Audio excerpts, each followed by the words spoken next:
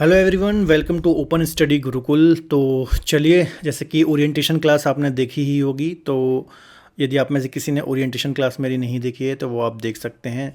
तो जैसे कि पता है कि हमारी बहुत जल्दी जीएस के अंतर्गत जो ज्योग्राफी की क्लासेस हैं और जो पॉलिटी की क्लासेस हैं ये स्टार्ट होने वाली हैं एप्लीकेशन पर, और यूट्यूब पर भी हम इनके जो कुछ महत्वपूर्ण वीडियोस हैं वो प्लान कर रहे हैं। और इसी के अंतर्गत आज हमारा पहला वीडियो है। आज का जो हमारा वीडियो लेक्चर है वो ज्योग्राफी के अंतर्गत होने वाला है, और ज्योग्राफी के अंतर्गत भी जो यहाँ पर आपको टॉपिक दिख रहे हैं, है ना, लास्ट लेक्चर का एक बार आप ज़रूर देख लीजिएगा, है ना। आई बटन पर आपको लिंक भी दिख रही होगी, वहाँ से आप देख सकते हैं। तो मैंने पूरा एनालिसिस वाला पार्ट भी बताया था कि जो एसएससी के एग्ज़ाम्स हैं उसमें किस सब्जेक्ट का कितना वेटेज है, और सब्जेक्ट के अंतर्गत भी जो अलग अलग टॉपिक्स हैं उनका कितना वेटेज है। तो मैंने आपको बताया था कि भूगोल का लगभग 14% के आसपास वेटेज रहता है जीएस के अंतर्गत, है ना। और ये सभी टॉपिक यहाँ पर लिखे हुए हैं, हर टॉपिक का वेटेज भी यहाँ पर लिखा है कि भूगोल या फिर ज्योग्राफी के अंतर्गत भी किस टॉपिक का कितना वेटेज है। तो इनको हम बोल सकते हैं कि ये सभी जो टॉपिक हैं ये ट्रेंडिंग टॉपिक्स हैं, और इन सभी टॉपिक को एक एक करके हम वन शॉट वीडियो के माध्यम से कवर करने वाले हैं, ठीक है। तो सभी टॉपिक यहाँ पर कवर होंगे, आपको याद रखना है। और जो फॉर्मेट रहेगा, एक तो रहेगा थ्योरी वीडियो, है ना, थ्योरी वीडियो कंप्लीट कोई भी एक हम टॉपिक लेंगे, ठीक है, जो भी ट्रेंडिंग टॉपिक्स हैं उनको हम एक एक करके पिक करेंगे और थ्योरी के माध्यम से वन शॉट वीडियो के माध्यम से हम इनको कवर करेंगे। और कुछ हम यहाँ पर एमसीक्यूज पीवाईक्यूज सीरीज़ को भी स्टार्ट करने वाले हैं। यही जो ट्रेंडिंग टॉपिक हैं इनके हम ज़्यादा से ज़्यादा एमसीक्यूज और पीवाईक्यूज को यहाँ पर प्लान करेंगे, ठीक है। तो इस प्रकार से हमारी पूरी ज्योग्राफी की प्लानिंग होने वाली है। इसके बाद हम पॉलिटी लाएंगे और उसकी भी इस प्रकार से कुछ प्लानिंग करेंगे, ठीक है। तो आप हमारे साथ जुड़ सकते हैं, हमारे चैनल के साथ जुड़ करके हमारे चैनल को सब्सक्राइब कर सकते हैं। इसके अलावा हमारी एप्लीकेशन को भी आप डाउनलोड कर लीजिए, लिंक आपको डिस्क्रिप्शन बॉक्स में मिल जाएगी, और वहाँ पर आप हमारा जो एसएससी 2025 के लिए जो हमारा बैच है इसमें भी आप एनरोल कर सकते हैं। तो चलिए बिना देरी किए हुए हम सीधे टॉपिक को स्टार्ट करते हैं। और आज हमारा जो पहला टॉपिक रहेगा ये रहेगा जनरल इंट्रोडक्शन ऑफ इंडिया, या फिर भारत का जो सामान्य परिचय है ना। भारत के सामान्य परिचय के अंतर्गत, है ना, जो देखिए यहाँ पर यदि मैं आपको टॉपिक बताऊँ, यहाँ पर कुछ टॉपिक आपको लिखे हुए दिखाई देंगे। जैसे कि एक टॉपिक है भारत के पड़ोसी देश, है ना, जो इंडिया की नेबर कंट्री हैं, इनको हम डिस्कस करेंगे। और साथ ही साथ कुछ यहाँ पर आपको मिसलेनियस वाला पार्ट देखने को मिल जाएगा, विविध के अंतर्गत, है ना। तो भारत का जो सामान्य परिचय टॉपिक है, सामान्य परिचय या फिर इंट्रोडक्शन वाला जो पार्ट है, इसको हम डिस्कस करने वाले हैं। और यहाँ से आपको अक्सर एग्जाम्स में क्वेश्चन देखने को मिलते हैं, ठीक है। तो भारत का सामान्य परिचय जो इंडियन ज्योग्राफी का पहला टॉपिक होता है, इसको आज हम कंप्लीट करने वाले हैं वन शॉट वीडियो के अंतर्गत, ये है ना। जो वीडियो है 2 से ढाई घंटे का हो सकता है, तो आप वीडियो को अंत तक जरूर देखिए, और वीडियो यदि पसंद आए तो आपको वीडियो को लाइक भी करना है। चलिए, तो इंडियन ज्योग्राफी के अंतर्गत जो सबसे पहले हमें डिस्कस करना है, चूँकि हम भारत का सामान्य परिचय पढ़ रहे हैं, है ना, क्या पढ़ रहे हैं हम, सामान्य परिचय या फिर जनरल इंट्रोडक्शन, है ना। तो इसमें हम क्या करेंगे, भारत का क्षेत्रफल कितना है, भारत की लोकेशन कहाँ है, भारत की अवस्थिति कहाँ है, हर एक चीज़ के बारे में डिस्कस करेंगे, ठीक है। भारत की कोस्ट लाइन कितनी है, लैंड बॉर्डर कितनी है, ठीक है, भारत में कितनी यूनियन टेरिटरी हैं, कितने राज्य हैं, इन सभी बेसिक बातों के बारे में हम डिस्कस करने वाले हैं, ठीक है। तो सबसे पहले चूंकि हम इंडियन ज्योग्राफी पढ़ रहे हैं और इंडियन ज्योग्राफी का पहला टॉपिक भारत का सामान्य परिचय पढ़ रहे हैं, तो इंडिया की सबसे पहले हम लोकेशन को डिस्कस कर लेते हैं कि भारत की आखिर अवस्थिति कहाँ पर है, ठीक है। तो यहाँ पर देखिए एक वर्ल्ड मैप मैंने मेंशन करके रखा है। यहाँ पर यदि आप इंडिया की लोकेशन को देखोगे यहाँ पर, तो इंडिया की लोकेशन हमारी जो वर्ल्ड मैप है यहाँ पर कहाँ, तो वर्ल्ड मैप में कहाँ पर हमारी लोकेशन देखने को मिलती है, तो इसको हम कुछ ऐसे समझ सकते हैं। जैसे कि देखिए ये ग्लोब, यहाँ पर मैं एक पृथ्वी बनाता हूँ, ये ठीक है, ये मैंने एक सर्कल बनाया और बीच से एक लाइन खींची, ठीक है, 0 डिग्री, इसको हम बोलते हैं विषुवत रेखा। क्या बोलते हैं, विषुवत रेखा, ओके। और एक और मैं इस प्रकार से सर्कल बनाता हूँ, ये ठीक है, और एक और लाइन मैंने इस प्रकार से खींची, इसको हम बोलते हैं अंतर्राष्ट्रीय, है ना। या फिर आप इसको ऐसा बोल सकते हो 0 डिग्री, एक मिनट रुकिएगा, इसको आप बोल सकते हो 0 डिग्री देशांतर, है ना, जिससे सारे देश अपना समय डिसाइड करते हैं। अभी इतना फिलहाल आप समझो, ठीक है। तो हमारे भारत की यदि आप लोकेशन देखोगे तो हमारा भारत यहाँ पर देखने को मिलेगा, है ना, ये इस लोकेशन में, और इसके अकॉर्डिंग देखोगे तो आप यहाँ पर देखने को मिलेगा, ठीक है। अब इसमें भी मैं इस प्रकार से 0 डिग्री देशांतर खींच देता हूँ और यहाँ पर भी 0 डिग्री अक्षांश खींच देता हूँ, ठीक है। ये अब भारत की लोकेशन को हम कैसे समझेंगे, तो भारत सबसे पहले देखिए जो ये वाला जो पार्ट है ना, ये हाफ सर्कल जो आप देख रहे हो, इसको हम क्या बोलेंगे, इसको हम बोलेंगे उत्तरी गोलार्ध। क्या बोलेंगे इसको हम, उत्तरी गोलार्ध या फिर नदर्न हेमिस्फेयर। ओके, और ये जो नीचे वाला पार्ट है इसको हम क्या बोलेंगे, इसको हम बोलेंगे दक्षिणी गोलार्ध या फिर सदर्न हेमिस्फेयर बोलेंगे। ठीक है, इसके अलावा यहाँ पर यदि आप देखोगे तो इसको हम क्या बोलेंगे, इसको हम बोलेंगे पूर्वी गोलार्ध, इसको हम बोलेंगे पूर्वी गोलार्ध ईस्टर्न हेमिस्फेयर, और यहाँ पर जो है इसको हम बोलेंगे पश्चिमी गोलार्ध, क्या बोलेंगे, पश्चिमी गोलार्ध।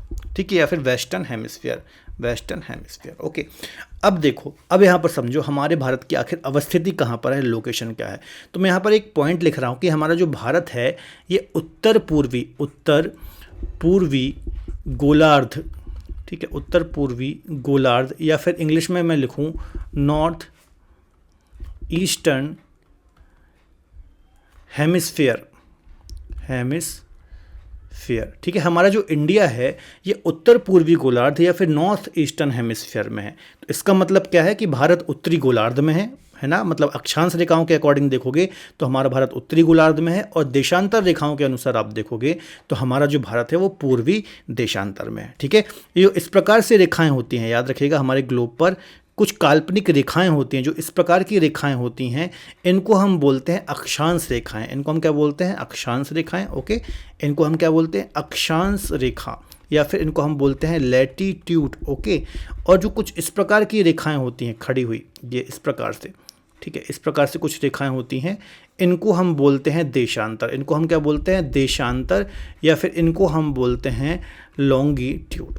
ओके, तो इन्हीं अक्षांश देशांतर रेखाओं के अनुसार आप यदि 0 डिग्री अक्षांश और 0 डिग्री देशांतर को देखोगे तो उत्तरी गोलार्ध और पूर्वी गोलार्ध में हमारा भारत स्थित है। इसी के चलते हम कह रहे हैं कि भारत उत्तर पूर्वी गोलार्ध या फिर नॉर्थ ईस्टर्न हेमिस्फीयर में स्थित है। ठीक है, तो यहाँ से आपके एग्जाम में डायरेक्ट क्वेश्चन आएगा कि भारत किस गोलार्ध में स्थित है, तो भारत उत्तर पूर्वी गोलार्ध या फिर नॉर्थ ईस्टर्न हेमिस्फीयर में। कैसे है आप समझ गए ना।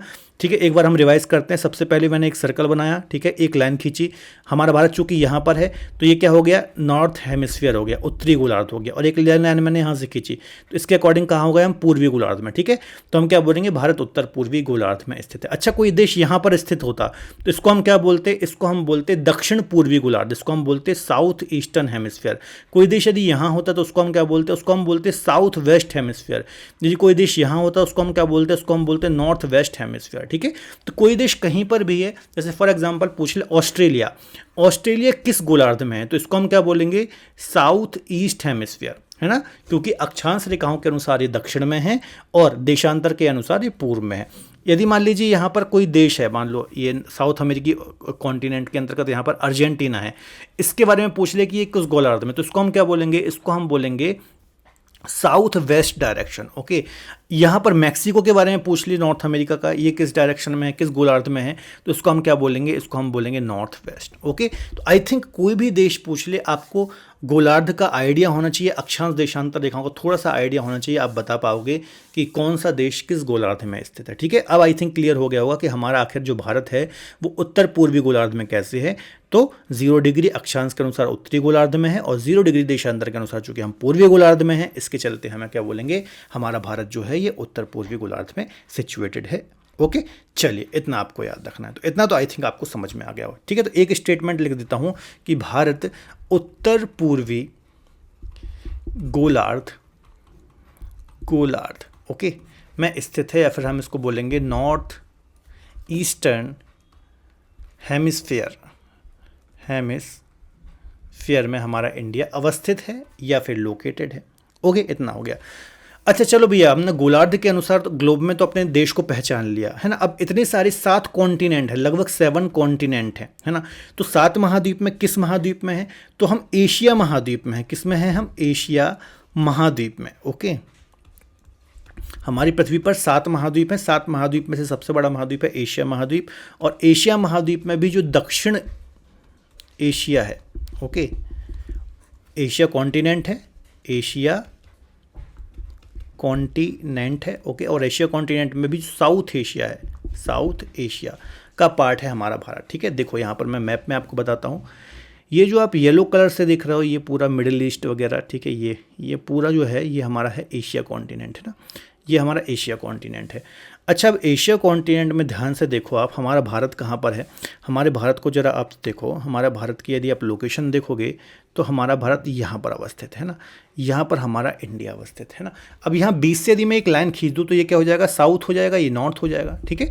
तो हम साउथ एशिया में स्थित हैं और चूंकि एशिया कॉन्टिनेंट बहुत बड़ा कॉन्टिनेंट है, बहुत विशाल कॉन्टिनेंट है, तो इसको अलग अलग दिशाओं के अनुसार, अलग अलग देशों के ग्रुप को अलग अलग दिशाओं के अनुसार रखा हुआ है। जैसे इसको हम वेस्ट एशिया बोलते हैं, इसको हम साउथ एशिया बोलते हैं, इसको हम साउथ ईस्ट एशिया बोलते हैं, इसको हम नॉर्थ एशिया बोलते हैं, इसको हम मध्य पूर्वी देश बोलते हैं, फिर मिडिल ईस्ट बोलते हैं, ठीक है।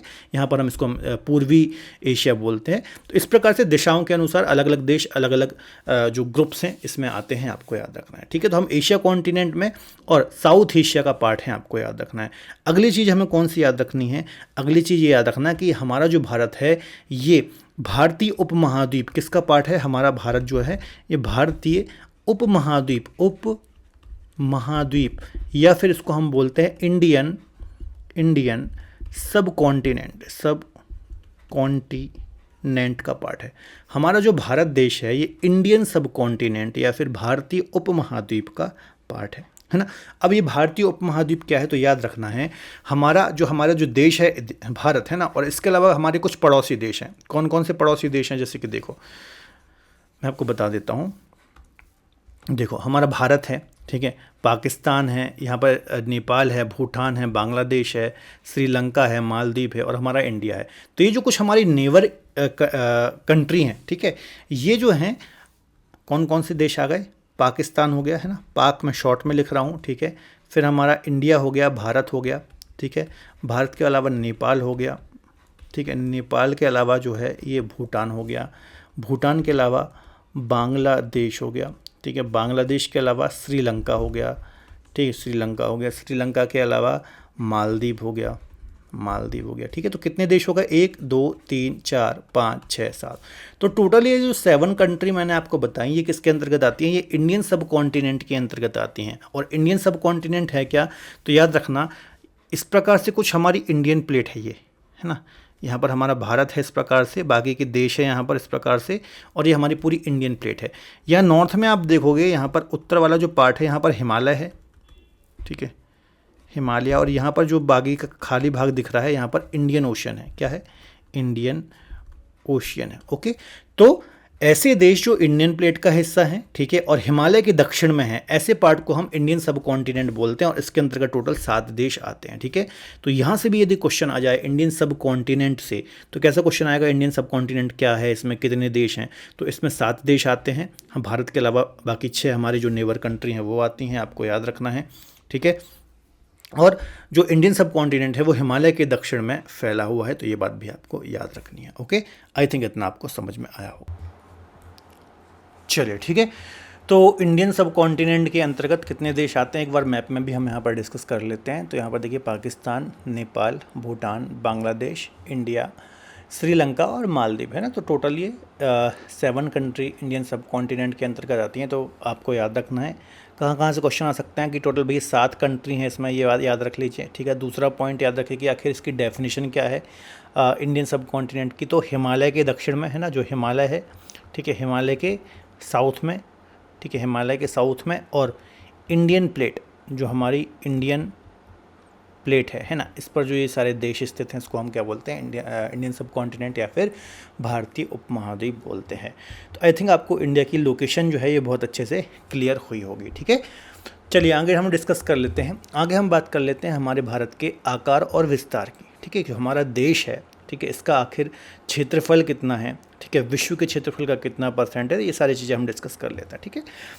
तो हमारे देश की यदि हम एरिया की बात करें है ना, या फिर क्षेत्रफल की यदि हम बात करें, ठीक है, क्षेत्रफल की यदि हम बात करें तो हमारा जो क्षेत्रफल है वो है 32,87,263 स्क्वायर किलोमीटर। ये हमारा क्या है, क्षेत्रफल है या फिर हमारे देश का एरिया है, ठीक है। अब जो विश्व का टोटल क्षेत्रफल है, जैसे कि आप हमारे पृथ्वी पर 7 महाद्वीप देखते हो है ना, जो कि स्थल खंड से बने हुए हैं। तो जो स्थल खंड का हमारे भारत के पास % है वो कितना है, तो 2.43% है। मतलब विश्व के क्षेत्रफल का 2.43% है ना, 2.43% एरिया जो है वो इंडिया के पास है, ठीक है। लेकिन समस्या वाली बात ये है कि एरिया तो सिर्फ हमारे पास 2.43% है, लेकिन जो जनसंख्या है वो कितनी है, 17.5 है। और ये 2011 की जो सेंसस है ना, जनगणना है, उसके अकॉर्डिंग है, ठीक है। जो जनगणना है 2011 की, इसके अकॉर्डिंग का ये डाटा है। अब हालांकि ये बढ़ गया होगा, चूँकि अभी 2021 का डेटा सामने नहीं आया है, तो अभी हमें इसी डेटा से काम चलाना है। तो इसको हम कैसे पढ़ेंगे कि भारत का क्षेत्रफल 32,87,263 स्क्वायर किलोमीटर है, जो विश्व के क्षेत्रफल का 2.43% है, और इस 2.43% एरिया में 17.5 जनसंख्या रहती है, या फिर हमारा जो भारत है ये विश्व की 17.5% आबादी का प्रतिनिधित्व करता है। तो ये सारे पॉइंट आपको दिमाग में याद रखने हैं, ठीक है। ये काफ़ी महत्वपूर्ण फैक्ट हैं, ये जो तीनों फैक्ट मैंने आपको बताए हैं बहुत ही इंपॉर्टेंट है, और मल्टीपल टाइम्स यहाँ से एग्जाम में क्वेश्चन देखने को मिलते रहते हैं, ठीक है। अब देखिए, हालांकि अभी कुछ पिछले साल ही UNFPA ना, UNFPA ये एक UN की एजेंसी है, इसके द्वारा एक रिपोर्ट आई थी पिछले साल, मतलब लगभग 2023-24 में आप बोल सकते हो। इसमें ये बोला गया था कि चाइना की जो जनसंख्या है ना, चाइना की जनसंख्या जो है अब पीछे हो गई है, मतलब सेकंड नंबर पर आ गई है, और इंडिया की जो जनसंख्या है ना, इसने चाइना की जनसंख्या को क्रॉस कर दिया है। लगभग 143 करोड़ प्लस हमारी जनसंख्या हो गई है, ठीक है। लेकिन एक बात याद रखना है कि जो ये डेटा दिया गया था UNFPA के द्वारा, ये सेकेंडरी रिपोर्ट के आधार पर दिया गया था। दो प्रकार की रिपोर्ट होती हैं, एक होती है प्राइमरी रिपोर्ट और एक होती है सेकेंडरी रिपोर्ट, है ना। प्राइमरी रिपोर्ट मतलब क्या होगा, जब 2021 की सेंसस का हमारे पास डेटा होगा उसको हम बोलेंगे प्राइमरी रिपोर्ट। सेकेंडरी रिपोर्ट क्या है कि भैया इन्होंने प्रीवियस जो डेटा वगैरह है ना, उसको एनालिसिस करके ये रिपोर्ट दी है कि हमने चाइना की जनसंख्या को क्रॉस कर दिया है। तो यदि एग्जाम में ऐसा क्वेश्चन आता है UNFPA की रिपोर्ट के अकॉर्डिंग यदि क्वेश्चन आता है, तो आप बोल सकते हो कि इंडिया पहले नंबर पर है जनसंख्या में, सेकंड पर चाइना है, लेकिन ओवरऑल प्राइमरी रिपोर्ट के आधार पर हम खुद को अभी सेकंड नंबर पर ही रखेंगे पॉपुलेशन के अकॉर्डिंग, ठीक है। अब विश्व में जो जनसंख्या है ना, विश्व में जो जनसंख्या के अनुसार बड़े देश हैं या फिर जो क्षेत्रफल के अनुसार बड़े देश हैं, है ना, कम से कम 7 देश आपको पता होना चाहिए, 7 बड़े जनसंख्या में और 7 बड़े क्षेत्रफल में। तो इनको हम एक एक करके यहाँ पर डिस्कस कर लेते हैं, ओके। चलिए, तो यहाँ पर देखिए, यहाँ पर वर्ल्ड मैप है। सबसे पहले हम क्षेत्रफल के अनुसार देख लेते हैं कि क्षेत्रफल के अनुसार बड़े देश कौन कौन से हैं, है ना। तो देखिए, सबसे पहले यहाँ पर आपको येलो कलर से एक विशाल देश देखने को मिल रहा होगा। ये जो देश है या फिर ये जो कंट्री है, इसको हम बोलते हैं रशिया या फिर रूस, ओके। ये विश्व की लार्जेस्ट कंट्री है, विश्व का सबसे बड़ा देश है, और क्षेत्रफल में या फिर एरिया की हम बात कर रहे हैं ना, अभी हम बात कर रहे हैं किसकी, एरिया की, ठीक है। देखिए, यहाँ पर जो मैं आपको पढ़ा रहा हूँ, इंग्लिश और हिंदी दोनों लैंग्वेज में पढ़ा रहा हूँ, ताकि जो एस्पिरेंट्स इंग्लिश वाले हैं या फिर हिंदी वाले हैं, किसी को भी किसी प्रकार की दिक्कत यहाँ पर ना हो, ठीक है। तो दोनों टर्म्स में यहाँ पर यूज़ कर रहा हूँ। तो क्षेत्रफल और एरिया की बात करें तो सबसे बड़ा देश है रूस। सेकेंड नंबर पर आता है कनाडा, ये नॉर्थ अमेरिकी कॉन्टिनेंट का के अंतर्गत आने वाला देश है ना, सेकेंड लार्जेस्ट कंट्री है वर्ल्ड में। थर्ड नंबर पर आता है USA, इसी के नीचे आप देखोगे नॉर्थ अमेरिकी कॉन्टिनेंट में थर्ड नंबर पर USA आ जाता है, इसको हम अमेरिका भी बोलते हैं ना। फोर्थ नंबर पर हमारा नेबर कंट्री है, यहाँ पर आप देखो चाइना, ठीक है, ये फोर्थ नंबर पर आता है।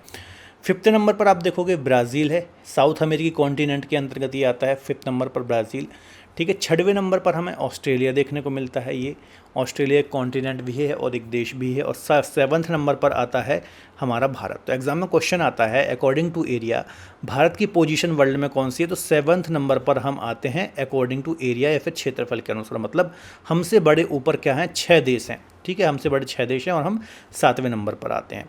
देखिए, पूरे वर्ल्ड में आप देखोगे तो 200 से अधिक कंट्री देखने को मिलेंगी, ठीक है, और टॉप 7 पर हम आते हैं अकॉर्डिंग टू एरिया, मतलब ठीक ठाक क्षेत्रफल हमारे पास है। और 8th नंबर पर कौन सा देश आता है, तो ये साउथ अमेरिकी कॉन्टिनेंट का ही है, अर्जेंटीना, ये 8th पोजीशन पर आता है वर्ल्ड में, ठीक है। तो ये 7 से 8 देश है ना, चूँकि 8वां भी कई बार एग्जाम में पूछा है, तो ये 8 बड़े देश आपको कम से कम पता होना चाहिए, और भारत की आपको नंबर भी पता होना चाहिए कि 7th पोजीशन पर भारत आता है, ठीक है। तो ये क्षेत्रफल के अनुसार हो गए। अब ये आप कैसे रटना नहीं है आपको, अब वर्ल्ड मैप देखिए, है ना। आप जब भी आप ज्योग्राफी पढ़ें आपके पास एटलस जरूर होना चाहिए, है ना। आप में से जिसको पता नहीं है एटलस क्या होता है, तो आप किसी भी स्टेशनरी पर जाओगे और बोलोगे कि हमें एक बुक चाहिए, ठीक है, तो वो आपको एटलस की बुक दे देगा। उसमें बहुत सारे फिजिकल मैप, पॉलिटिकल मैप, अलग अलग तरीके के मैप मिल जाएंगे। तो जब भी आप ज्योग्राफी पढ़ें मैपिंग की सहायता से पढ़ें, है ना। और जब भी जैसे आप क्षेत्रफल के अनुसार बड़े देश याद कर रहे हो तो आपको रटना नहीं है, मैप के माध्यम से ही यहाँ पर पढ़ना है, तो ईजिली चीज़ें आपके दिमाग में मेमोराइज हो जाएंगी। अब हम डिस्कस कर लेते हैं जनसंख्या के अनुसार। तो जनसंख्या या फिर पॉपुलेशन के अनुसार देखें तो यहाँ पर भी हम डिस्कस कर लेते हैं। यहाँ पर मैं पेन का कलर चेंज कर लेता हूँ जिससे आप यहाँ पर समझ पाएँ, ठीक है। तो देखिए सबसे पहले चीन है, सेकंड नंबर पर भारत है ना, यहाँ पर पहले नंबर पर जनसंख्या में चीन है और सेकंड नंबर पर क्या है, भारत है ना। अब यहाँ पर बहुत सारे बच्चे बोलेंगे कि सर फर्स्ट पर तो इंडिया आ चुका है ना, फर्स्ट पर तो इंडिया आ चुका है और सेकंड नंबर पर आया है चाइना, है ना। तो सही है, ये UNFPA की रिपोर्ट के अनुसार है ना। यदि एग्ज़ाम में ऐसा क्वेश्चन आए कि UNFPA की रिपोर्ट के अनुसार टॉप 2 कंट्रीज़ कौन कौन से हैं, तो यहाँ पर आप फर्स्ट पर इंडिया, सेकंड पर चाइना रख सकते हो। लेकिन अभी मैंने आपको बताया कि जो है ये सेकेंडरी है ना, सेकेंडरी डेटा के आधार पर ये सारी चीज़ें बताई गई हैं ना। प्राइमरी डेटा कब होगा, जब 2021 की सेंसस का डेटा आ जाएगा और उस समय यदि हम चाइना की जनसंख्या को क्रॉस करते हैं तो फिर हम उसको ऑथेंटिक मानेंगे। अभी हमें खुद को सेकंड नंबर पर ही रखना है। यदि डायरेक्ट क्वेश्चन आता है भारत जनसंख्या में किस नंबर पर आता है, तो हम सेकंड नंबर पर ही आते हैं। यदि ऐसा क्वेश्चन आता है कि UNFPA की रिपोर्ट के अनुसार हम किस नंबर पर आते हैं, तो हम फर्स्ट नंबर पर आते हैं, ठीक है। तो आई थिंक आपके डाउट क्लियर हो गए होंगे। थर्ड नंबर पर यहाँ पर देखो ये अमेरिका आता है, ये ब्लू कलर से मैं जनसंख्या वाले बता रहा हूँ, है ना। फोर्थ नंबर पर हमारी नेबर कंट्री है यहाँ पर इंडोनेशिया, है ना, तो ये फोर्थ नंबर पर आ जाता है। एक बात और याद रखना कि इंडोनेशिया में, ठीक है, इंडोनेशिया में सबसे ज़्यादा मुस्लिम पॉपुलेशन है ना। जो मुस्लिम पॉपुलेशन सबसे ज़्यादा किस कंट्री में, इंडोनेशिया, और हमारी नेबर कंट्री ही है, मतलब समुद्री नेबर है ना, ओशनिक नेबर है, आपको याद रखना है। स्थलीय बॉर्डर नहीं लगती है। आपको पता होगा जो हमारा अंडमान निकोबार द्वीप समूह है, तो सुमात्रा द्वीप, यहाँ पर ग्रेट चैनल भी आपको देखने को मिलता है, ठीक है, तो काफ़ी नज़दीक पर है। इंडोनेशिया के बाद पाकिस्तान आ जाता है, ये भी हमारी नेबर कंट्री है, 5वें नंबर पर, है ना। ये यहाँ पर मैं लिख रहा हूँ, ये 5वें नंबर पर पाकिस्तान आ जाता है और 6वें नंबर पर ब्राज़ील, यहाँ पर 6वें नंबर पर ब्राज़ील, ठीक है। तो ये मैपिंग की सहायता से मैंने आपको जनसंख्या और क्षेत्रफल के टॉप कंट्रीज़ यहाँ पर डिस्कस कराई हैं। तो जनसंख्या में कम से कम 5 से 6 कंट्री याद रखें और क्षेत्रफल में कम से कम 8 कंट्री आप जरूर याद रखें, क्योंकि 7th पोजीशन पर हम यहाँ पर आते हैं, ठीक है। तो आई थिंक इतना आपको अच्छे से क्लियर हुआ होगा, ठीक है। तो हमने क्या क्या डिस्कस किया, हमने हमारे भारत की लोकेशन को डिस्कस किया। हम उत्तर पूर्वी गोलार्ध में हैं, एशिया महाद्वीप में, दक्षिण एशिया में आते हैं, इंडियन सब कॉन्टिनेंट का पार्ट हैं, ठीक है। फिर हमने हमारे भारत का क्षेत्रफल डिस्कस किया कि 32,87,263 हमारा क्षेत्रफल है। 2.43% हमारा एरिया है, जो कि 17.5% पॉपुलेशन का प्रतिनिधित्व करते हैं। इसके अलावा एरिया और जनसंख्या के अकॉर्डिंग भी हमने बड़ी कंट्रीज़ को यहाँ पर डिस्कस किया, ठीक है। अब हम हमारे देश में जो राज्य हैं और यूनियन टेरिटरी हैं, इनको एक बार डिस्कस कर देना, ठीक है। देखिए हमारा जो देश है, इसमें आपको 28 राज्य, 28 इंडियन स्टेट, है ना, और प्लस 8 यूटी मतलब केंद्र शासित प्रदेश, यूनियन टेरिटरी इनको बोलते हैं, ठीक है। राज्य तो आपको पता है यूटी क्या होती है, थोड़ा सा मैं आपको बता देता हूँ। ऐसे क्षेत्र हमारे भारत के जो संघ द्वारा या फिर केंद्र के द्वारा संचालित होते हैं, है ना, मतलब राज्यों जैसी पूर्ण शक्तियाँ इनके पास नहीं होती हैं, पूर्णतः केंद्र द्वारा संचालित होते हैं। हालांकि कुछ केंद्र शासित प्रदेश जैसे कि दिल्ली हो गया, पुडुचेरी हो गया, जहाँ पर विधानसभाओं की व्यवस्था है, जहाँ का CM वगैरह भी होता है, वो आप पॉलिटी वगैरह में हम कभी डिस्कस करेंगे। अभी इतना याद रखिए कि हमारे यहाँ पर 28 राज्य और 8 यूनियन टेरिटरी देखने को मिलती हैं, ठीक है। अब आपका ये होमवर्क है कि आपको 28 राज्य जो हैं, ये राज्यों के नाम और इनकी जो कैपिटल है ना, ये याद करना है। 28 राज्य और इनकी जो राजधानियां हैं, ये आपको याद कर होनी चाहिए। कई बार यहाँ से एग्जाम में क्वेश्चन आ जाते हैं। जो 8 यूनियन टेरिटरी हैं, ये मैं आपको अभी डिस्कस करा देता हूँ, ठीक है। तो 8 यूनियन टेरिटरी की बात करूँ तो हम यहाँ पर नॉर्थ से स्टार्ट करेंगे, ठीक है। तो देखो सबसे पहले ये वाला जो क्षेत्र है ना, इसको हम बोलते हैं लद्दाख। क्या बोलते हैं? लद्दाख। और इसी के बगल में जो ये क्षेत्र है, इसको हम बोलते हैं जम्मू कश्मीर, ठीक है। तो 2 यूनियन टेरिटरी ये हो गई। कौन कौन सी भैया? एक तो हो गई लद्दाख, ठीक है, एक हो गई लद्दाख, ठीक है, और एक हो गई जम्मू कश्मीर। यहाँ पर मैं सिर्फ JNK लिख रहा हूँ यहाँ पर, है ना, लद्दाख और जम्मू कश्मीर। अब ये दोनों क्या है? यूटी हैं। इनके बारे में सिमिलर फैक्ट ही हैं। पहले आपको पता होना चाहिए कि ये पूरा जम्मू कश्मीर हुआ करता था और यहाँ पर धारा 370 लागू थी, स्पेशल स्टेटस राज्य का दर्जा था। लेकिन याद रखना 2019 में एक डेट है 31 अक्टूबर 2019 को यहाँ से धारा 370 को हटाया गया, है ना। और धारा 370 को हटा करके यहाँ पर क्या किया गया? इनको दोनों क्षेत्र जो हैं इनको यूटी घोषित किया गया, है ना। और ये डेट जो है ये सरदार पटेल की, सरदार जो पटेल हैं, वल्लभ भाई पटेल हैं, इनकी जयंती है। इनकी क्या है? जयंती है। और इसी दिन से ये पूरा जो है ये प्रभावी हुआ था, ठीक है। तो याद रखना 31 अक्टूबर 2019 से लद्दाख और जम्मू कश्मीर 2 यूनियन टेरिटरी के रूप में अस्तित्व में आई। ओके, ये डेट इंपॉर्टेंट है। चलिए, ठीक है। इससे पहले जम्मू कश्मीर राज्य होता था। अब हम आगे बात कर लेते हैं। इसी के नीचे आप आओगे इस क्षेत्र में, है ना, यहाँ पर आपको चंडीगढ़ देखने को मिलेगा। क्या देखने को मिलेगा? चंडीगढ़, है ना, इंग्लिश में भी लिख देता हूँ, हिंदी में भी लिख देता हूँ, CHAN चंडीगढ़। ओके, तो चंडीगढ़ की यदि हम बात करें तो ये भी यूटी है, और ये कब अस्तित्व में आया, तो ये 1966 में, 1966 या 1966 में ये कब आया, अस्तित्व में आया। ठीक है, अब इसके यूनियन टेरिटरी बनने का भी जो किस्सा है काफ़ी यूनिक है, याद रखो। पहले क्या था, यहाँ पर देखो दो राज्य हैं, ये है राज्य पंजाब, ठीक है, ये राज्य पंजाब है, और यहाँ पर जो राज्य है ये हरियाणा है। ठीक है, तो पहले सिर्फ ये एक ही राज्य हुआ करता था, पंजाब। ठीक है, फिर 1966 में हरियाणा राज्य जो है ये अस्तित्व में आया था, है ना। हरियाणा राज्य कब अस्तित्व में आया, 1966 में ही आया, और इस दोनों के बीच में था चंडीगढ़। ठीक है, पहले पंजाब की कैपिटल चंडीगढ़ ही थी। तो जब हरियाणा को, जो पंजाब का दक्षिण वाला क्षेत्र था, देखिए एक बात थोड़ा समझ लीजिए अच्छे से, लॉन्ग टर्म आपको याद रहेगा। यहाँ पर देखो पहले क्या था, पहले ये जो पूरा क्षेत्र है ना, ये जो पूरा क्षेत्र है, ये एक राज्य था पंजाब। कौन सा राज्य था, पंजाब। ठीक है, ये पूरा पंजाब राज्य था। जो इसका ये दक्षिण वाला क्षेत्र है, जो वर्तमान में हरियाणा है, ये हिंदी भाषी था। कैसा था, हिंदी भाषी था। तो भाषा के आधार पर ये जो हिंदी बेल्ट था, इसको नए राज्य बनाने की मांग चल रही थी हरियाणा के रूप में, और 1966 में हरियाणा के राज्य के रूप में अस्तित्व में आया। लेकिन समस्या ये थी कि यहाँ पर जो चंडीगढ़ है वो पंजाब के पास जाएगा या हरियाणा के पास रहेगा। ठीक है, यदि पंजाब को चंडीगढ़ देते तो उसमें हरियाणा राज्य को ऑब्जेक्शन होता, यदि हरियाणा को चंडीगढ़ देते तो पंजाब ऑब्जेक्शन करता। ठीक है, तो इसी समस्या को दूर करते हुए 1966 में ही इसको यूटी घोषित किया गया, यूटी घोषित किया गया। ठीक है, और संयुक्त रूप से, याद रखना, संयुक्त रूप से, है ना, संयुक्त रूप से पंजाब और चंडीगढ़, है ना, पंजाब और प्लस चंडीगढ़ की क्या, कैपिटल बनाया गया। ठीक है, तो ये काफ़ी थोड़ा सा यूनिक फैक्ट है, और यहाँ से अक्सर एग्जाम में क्वेश्चन आते रहते हैं। तो चंडीगढ़ एक यूनियन टेरिटरी भी है, और संयुक्त रूप से पंजाब और चंडीगढ़ की कैपिटल भी है, तो ये बात भी आपको याद रखना है। ठीक है, चलिए आगे डिस्कस कर लेते हैं।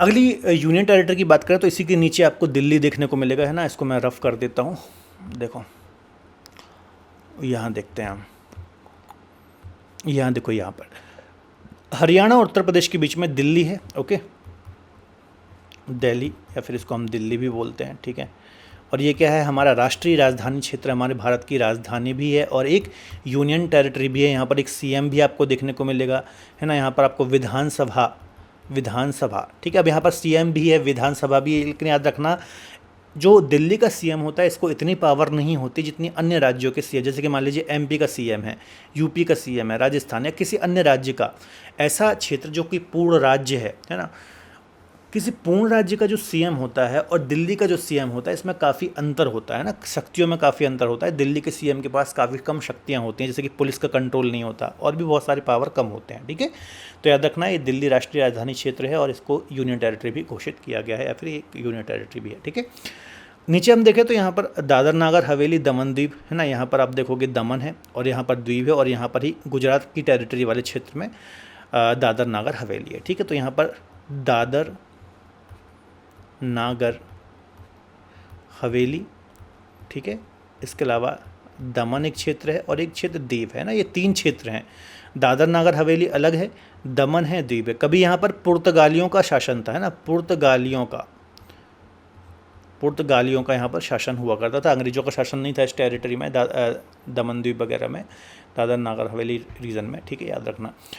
तो अब इसके बारे में भी आपको एक यूनिक फैक्ट मैं बताता हूँ कि दमन द्वीप और दादर नागर हवेली, है ना, दमन द्वीप ये दोनों, और दादर नागर हवेली 26 जनवरी 2020 से पहले अलग अलग यूनियन टेरिटरी हुआ करती थी। मतलब ये दो यूनियन टेरिटरी थी, या फिर दो अलग अलग केंद्र शासित प्रदेश थे, लेकिन 26 जनवरी 2020 को इनको मर्ज किया गया और एक यूनियन टेरिटरी बनाया गया। तो चूंकि रिसेंट की ही ये पूरा कार्यक्रम है, घटना है, ठीक है, तो यहाँ से एग्जाम में क्वेश्चन आ सकता है कि दादर नागर हवेली और दमन द्वीप को कब मर्ज किया गया। तो 26 जनवरी 2020 को इन दोनों को मर्ज किया गया। तो ये एक फैक्ट इंपॉर्टेंट है, यहाँ से एग्जाम में आपके क्वेश्चन आ सकता है। इतना आई थिंक आपको यहाँ तक क्लियर हुआ होगा। ठीक है, आगे बात कर लेते हैं।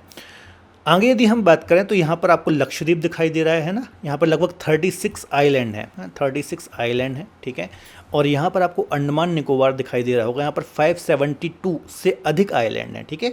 तो यह जो लक्षद्वीप है ना, यहाँ पर मैं लिख रहा हूँ लक्षद्वीप, ठीक है। ये लक्षद्वीप कहाँ पर है, तो ये अरब सागर में है, अरब सागर में है। और एक और यहाँ पर कौन सा है, अंडमान निकोबार, अंडमान, ठीक है, और निकोबार द्वीप समूह, ठीक है। ये 2 यूनियन टेरिटरी, यहाँ पर 572 से अधिक द्वीप हैं और ये कहाँ पर है, बंगाल की खाड़ी में है, बंगाल की खाड़ी या फिर बे ऑफ बंगाल में, ठीक है।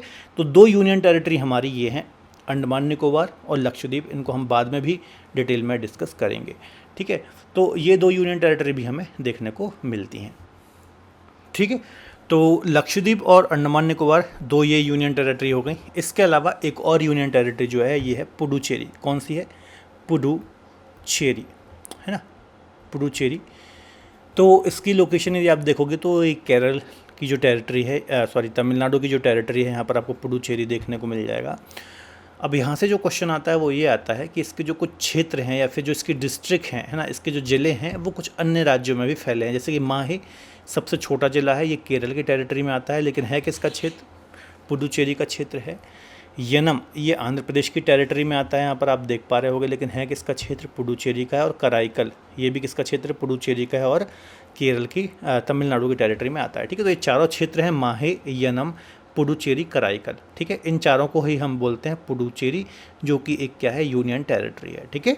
तो ये टोटल हमने 8 यूनियन टेरिटरीज़ को डिस्कस किया है। एक बार मैं रिवीजन करा देता हूँ। सबसे पहले हमने लद्दाख को डिस्कस किया, ठीक है। एक डेट मैंने बताई आपको 31 अक्टूबर 2019, ठीक है, सरदार पटेल की जयंती।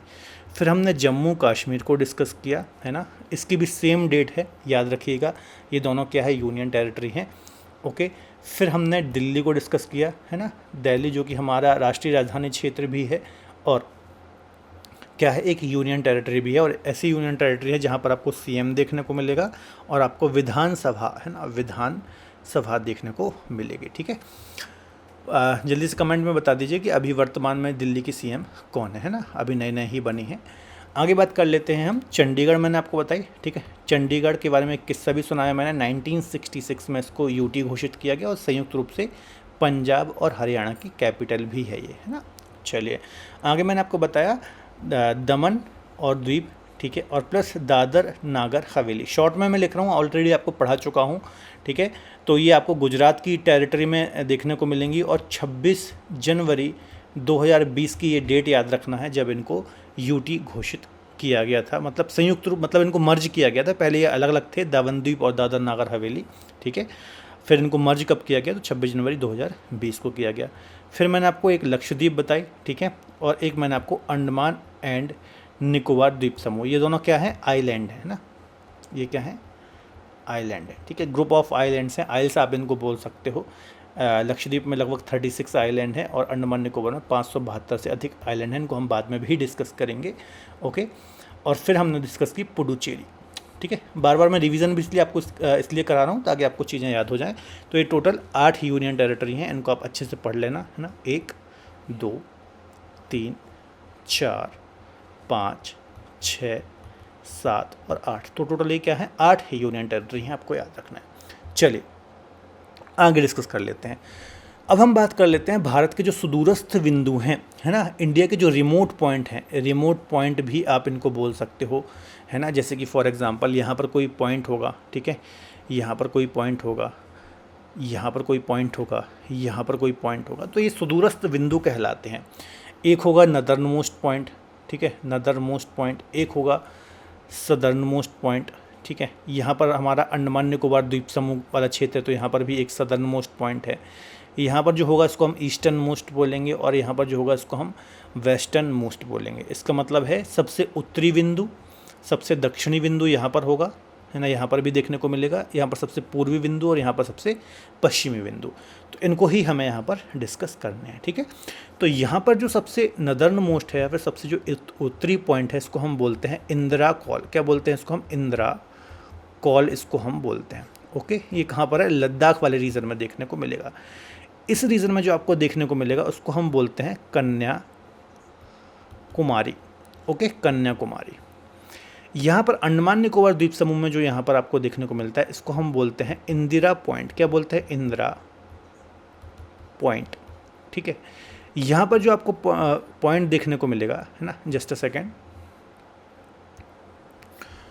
सबसे पूर्वी बिंदु की यदि हम बात करें तो अरुणाचल प्रदेश में हमें यहाँ पर किवीथू देखने को मिलता है। ठीक है, अरुणाचल प्रदेश में है, ये आपको याद रखना है। और सबसे पश्चिम में, है ना, या फिर आप इसको बोल सकते हो पश्चिमोत्तर, मतलब पश्चिम में जो सबसे वेस्टर्न मोस्ट पॉइंट है, तो यहाँ पर आपको देखने को मिलता है गुहार मोती, या फिर गौर माता भी इसको हम बोलते हैं। ठीक है, तो ये सुदूरस्थ पॉइंट है, सबसे नदर्न मोस्ट इंदिरा कॉल, सबसे सदर्न मोस्ट, याद रखना सबसे सदर्न मोस्ट जो है ये कौन सा पॉइंट है? ये इंदिरा पॉइंट है, जो कि कहाँ पर है? अंडमान निकोबार द्वीप समूह के अंतर्गत। हमें एक बात यहाँ पर याद रखना कि जो इंदिरा पॉइंट है ये सबसे सदर्न मोस्ट पॉइंट है ना, मतलब ओवरऑल आप इंडिया में सबसे, यदि साउथ में जाना चाहें तो आपको अंडमान निकोबार द्वीप समूह में जाना पड़ेगा, ग्रेट निकोबार द्वीप में, क्योंकि ये सबसे दक्षिण में है। और जो कन्याकुमारी है, याद रखना, ये मुख्य भूमि का, है ना, ये मुख्य भूमि या फिर जो मेन लैंड है ना, इसको हम क्या बोलेंगे? मेन लैंड, है ना। तो मेन लैंड का सबसे दक्षिणी पॉइंट जो है वो है क्या है? कन्याकुमारी। ओके, तो ये बात आपको याद रखना है।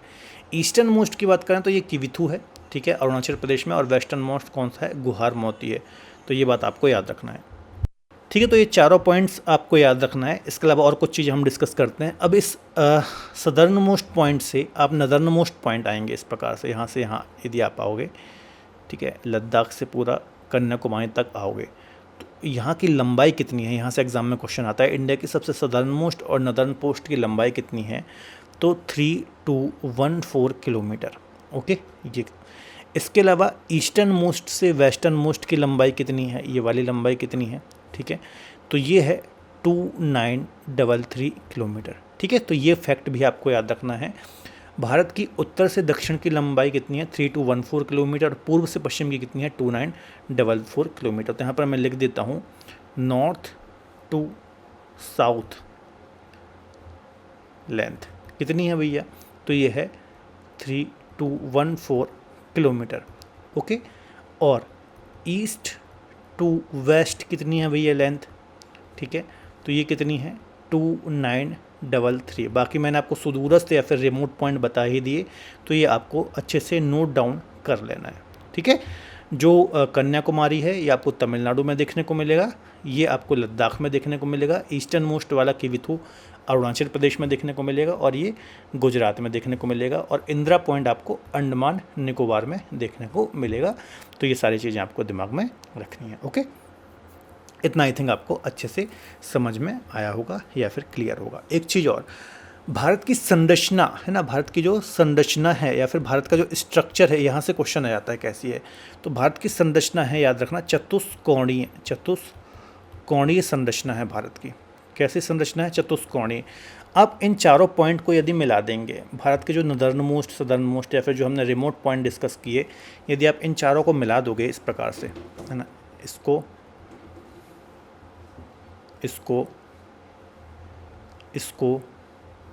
और इसको, इन चारों को यदि आप मिला दोगे तो ये जो संरचना बनेगी ये चतुष्कोणीय बनेगी। तो याद रखना भारत की संरचना कैसी है? चतुष्कोणीय है। तो ये बात भी आपको याद रखना है। ठीक है, चलिए अब हम बात कर लेते हैं ट्रॉपिक ऑफ कैंसर या फिर कर्क रेखा के बारे में, या फिर इसको हम 23.5 डिग्री, है ना, नॉर्थ लैटिट्यूड या फिर उत्तरी अक्षांश रेखा भी कहते हैं। ठीक है, उत्तरी अक्षांश रेखा भी बोलते हैं, जो कि भारत के बिल्कुल बीचों बीच से होकर के निकलती है। कहाँ से निकलती है? चलिए देखते हैं। यहाँ से कुछ इस प्रकार से ये निकलती है, ये कुछ इस प्रकार से होकर के गुजरती है। ठीक है, इस प्रकार से भारत के बिल्कुल बीचों बीच से। अच्छा, कितने इंडियन स्टेट से होकर के गुजरती है? तो टोटल 8 इंडियन स्टेट से होकर के ये पास होती है। कौन कौन से वो 8 स्टेट हैं तो देख लेते हैं। सबसे पहला है गुजरात। ठीक है, मैप में देखते जाइए, ये जो राज्य है ये गुजरात है। ठीक है, सेकंड पर आता है राजस्थान, ये राजस्थान है। राजस्थान का बिल्कुल जो सदर्न मोस्ट पॉइंट है वहाँ से निकलती है। फिर आता है एमपी, मध्य प्रदेश। उसके बाद आता है छत्तीसगढ़। फिर आता है झारखंड। फिर आता है वेस्ट बंगाल। ठीक है, फिर आता है यहाँ पर त्रिपुरा, और यहाँ पर ये जो है ये इसको हम बोलते हैं मिज़ोरम। ठीक है, तो ये टोटल 8 राज्य हैं, आप इनको काउंट कर सकते हो। ठीक है, तो गुजरात हो गया, गुजरात के बाद राजस्थान हो गया, राजस्थान से याद रखना सबसे कम पास होती है। ठीक है, उसके बाद आती है एमपी, एमपी से सबसे ज़्यादा पास होती है। फिर आता है छत्तीसगढ़। ठीक है, फिर आता है झारखंड, ठीक है। फिर आता है झारखंड के बाद क्या आता है, वेस्ट बंगाल, वेस्ट बंगाल। फिर आता है त्रिपुरा, है ना, त्रिपुरा। और फिर आता है मिज़ोरम। ओके, तो टोटल कितने राज्य हो गए, 1 2 3 4 5 6 7 8, है ना। तो टोटल 8 इंडियन स्टेट हैं जहाँ से होकर के कर्क रेखा या फिर 23.5 डिग्री नॉर्थ लैटिट्यूड या फिर उत्तरी अक्षांश रेखा होकर के पास होती है, ठीक है। तो यहाँ से क्वेश्चन आएगा कितने राज्यों से होकर के गुजरती है, एक क्वेश्चन यहाँ से बनेगा, ठीक है। यहाँ पर मैं स्टार लगा देता हूँ, या फिर स्टेट पूछ लेगा। अब स्टेट भी कैसे पूछता है, वेस्ट टू ईस्ट या फिर ईस्ट टू वेस्ट के क्रम में पूछ लेता है। या फिर ऐसा क्वेश्चन भी आते हैं कि निम्न में से कौन सा राज्य कर्क रेखा के नॉर्थ में है ना, कर्क रेखा के नॉर्थ में है या फिर कर्क रेखा के साउथ में है। तो आपको ये 8 राज्य पता होना चाहिए, इंडिया के मैपिंग में कमांड होनी चाहिए, तो आपको पता चल जाएगा कि कहाँ कहाँ से राज्य, मतलब कहाँ कहाँ पर ये राज्य हैं और इनसे जिससे होकर के ये रेखा पास होती है, ठीक है। चलिए इतना याद रखिएगा। आगे हम बात कर लेते हैं भारत की मानक समय रेखा, है ना, इंडिया की जो standard IST, Indian standard time line इसको हम बोलते हैं, है ना। हर एक देश की अपनी मानक समय रेखा होती है और उसी को आधार मान करके हर एक देश अपना टाइम जोन, है ना, टाइम जोन, जैसे कि हमारा भी एक टाइम जोन है। हम बोलते हैं ना कि हम ब्रिटेन से या फिर जो इंग्लैंड है, लंदन है, इससे हम लगभग 5.5 घंटे आगे हैं, ऐसा हम बोलते हैं।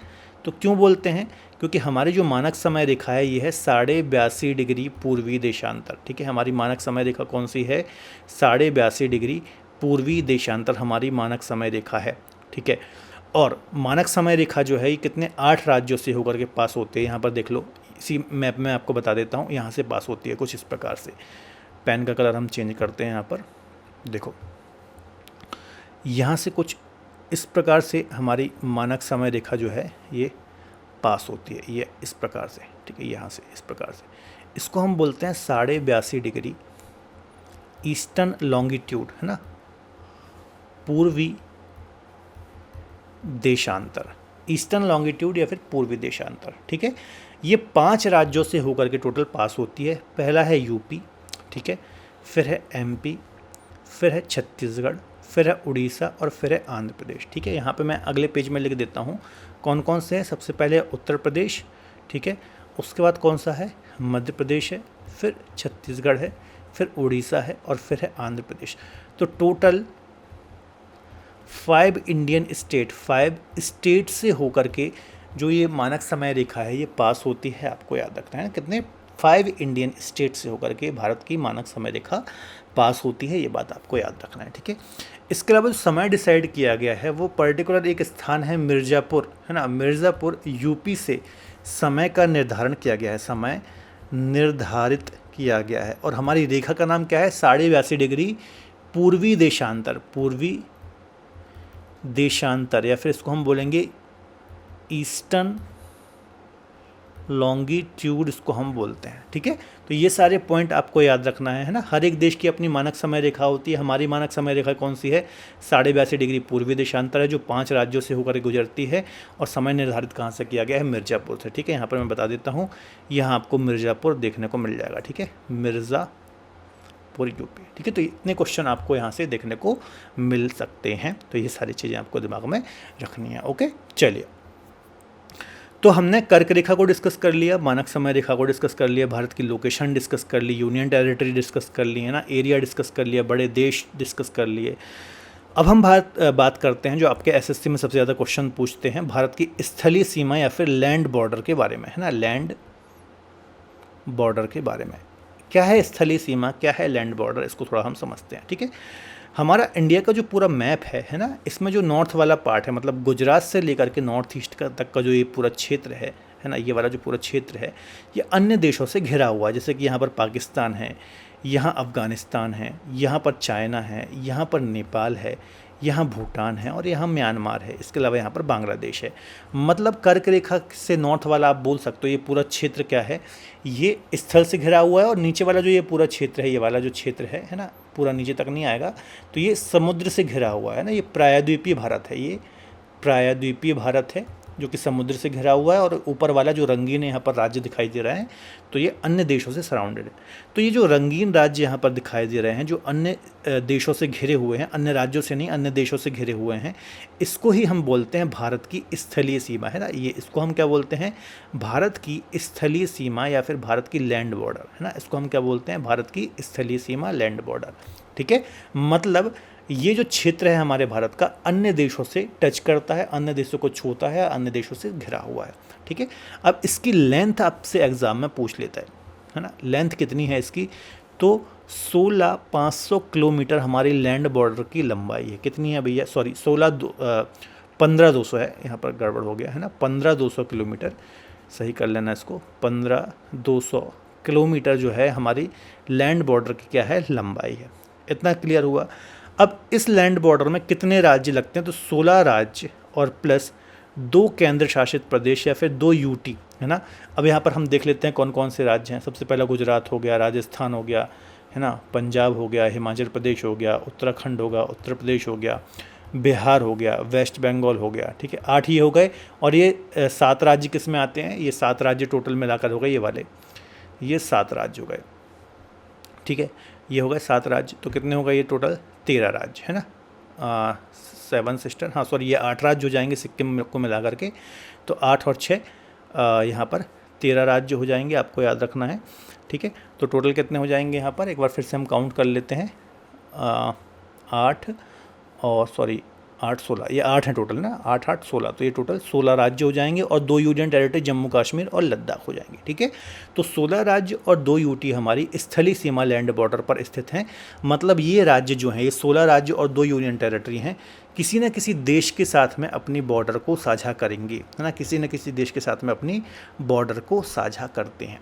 ठीक है, तो ये बात आपको याद रखना। तो एग्जाम में क्वेश्चन आ सकता है कि निम्न में से कौन सा राज्य स्थलीय सीमा में स्थित है या फिर नहीं है, या फिर हमारी स्थलीय सीमा से कितने राज्य लगते हैं, कितने राज्य स्थित हैं, है ना, हमारी स्थलीय सीमा की लंबाई कितनी है। ठीक है, इसके अलावा यहाँ से और क्या क्वेश्चन आते हैं, इसी से मिलते जुलते क्वेश्चन अभी मैं आपको डिस्कस करा दूंगा डिटेल में। ठीक है, पहले हम थोड़ा सा थ्योरी के माध्यम से यहाँ पर डिस्कस कर लेते हैं। देखो यहाँ पर थ्योरी पार्ट भी मैंने रखा हुआ है, तो इसको मैं हटा देता हूँ चूँकि थ्योरी है यहाँ पर। तो ठीक है, यहाँ पर देख लो, हमारी स्थलीय सीमा की लंबाई कितनी है, 15,200 है, अभी मैंने आपको डिस्कस कराया। ठीक है, 15,200 है, 16 राज्य 2 यूटी यहाँ पर आपको देखने को मिल जाते हैं। ओके, राज्यों की बात करें तो जो मैंने आपको डिस्कस कराया, गुजरात, राजस्थान, पंजाब, हिमाचल प्रदेश, उत्तराखंड, उत्तर प्रदेश, बिहार, सिक्किम, पश्चिम बंगाल और अरुणाचल प्रदेश, है ना, ये सभी 16 राज्य आपको देखने को मिल जाएंगे, प्लस 2 यूटी देखने को मिल जाएंगे, जम्मू कश्मीर और लद्दाख। इसके अलावा 7 कंट्री हैं जो हमारी नेबर कंट्री हैं, स्थलीय सीमा पर हैं, जैसे कि पाकिस्तान हो गया, अफ़गानिस्तान हो गया, चाइना हो गया, नेपाल हो गया, भूटान हो गया, म्यांमार हो गया, और 7 नंबर पर यहाँ पर बांग्लादेश हो गया, है ना, यहाँ पर बांग्लादेश है। तो ये 7 टोटल देश हैं जो हमारी नेबर कंट्री हैं, याद रखना, और हमारी स्थलीय सीमा पर स्थित है। अब यहाँ से एग्जाम में क्वेश्चन आता है कि सबसे ज़्यादा बॉर्डर किससे लगती है, सबसे कम बॉर्डर किससे लगती है, इस प्रकार के क्वेश्चन हमें एग्जाम में देखने को मिलते हैं। ठीक है, तो सबसे ज़्यादा बॉर्डर जो है वो हमारी बांग्लादेश के साथ लगती है। किसके साथ, बांग्लादेश के साथ लगती है, लगभग 4,000 किलोमीटर लंबी, है ना, 4,096 समथिंग है, 4,096 किलोमीटर लंबी बॉर्डर हमारी बांग्लादेश के साथ लगती है। और सबसे कम जो है ये अफ़गानिस्तान के साथ लगती है, अफ़गानिस्तान के साथ मात्र हमारी 106 किलोमीटर बॉर्डर लगती है। ठीक है, ऐसे क्वेश्चन आते हैं। ठीक है, तो याद रखना, ये देखिए यहाँ पर लिखे हुए हैं सारे देश, Pakistan, Nepal, Bhutan, China, Myanmar, Bangladesh, total 7 हैं।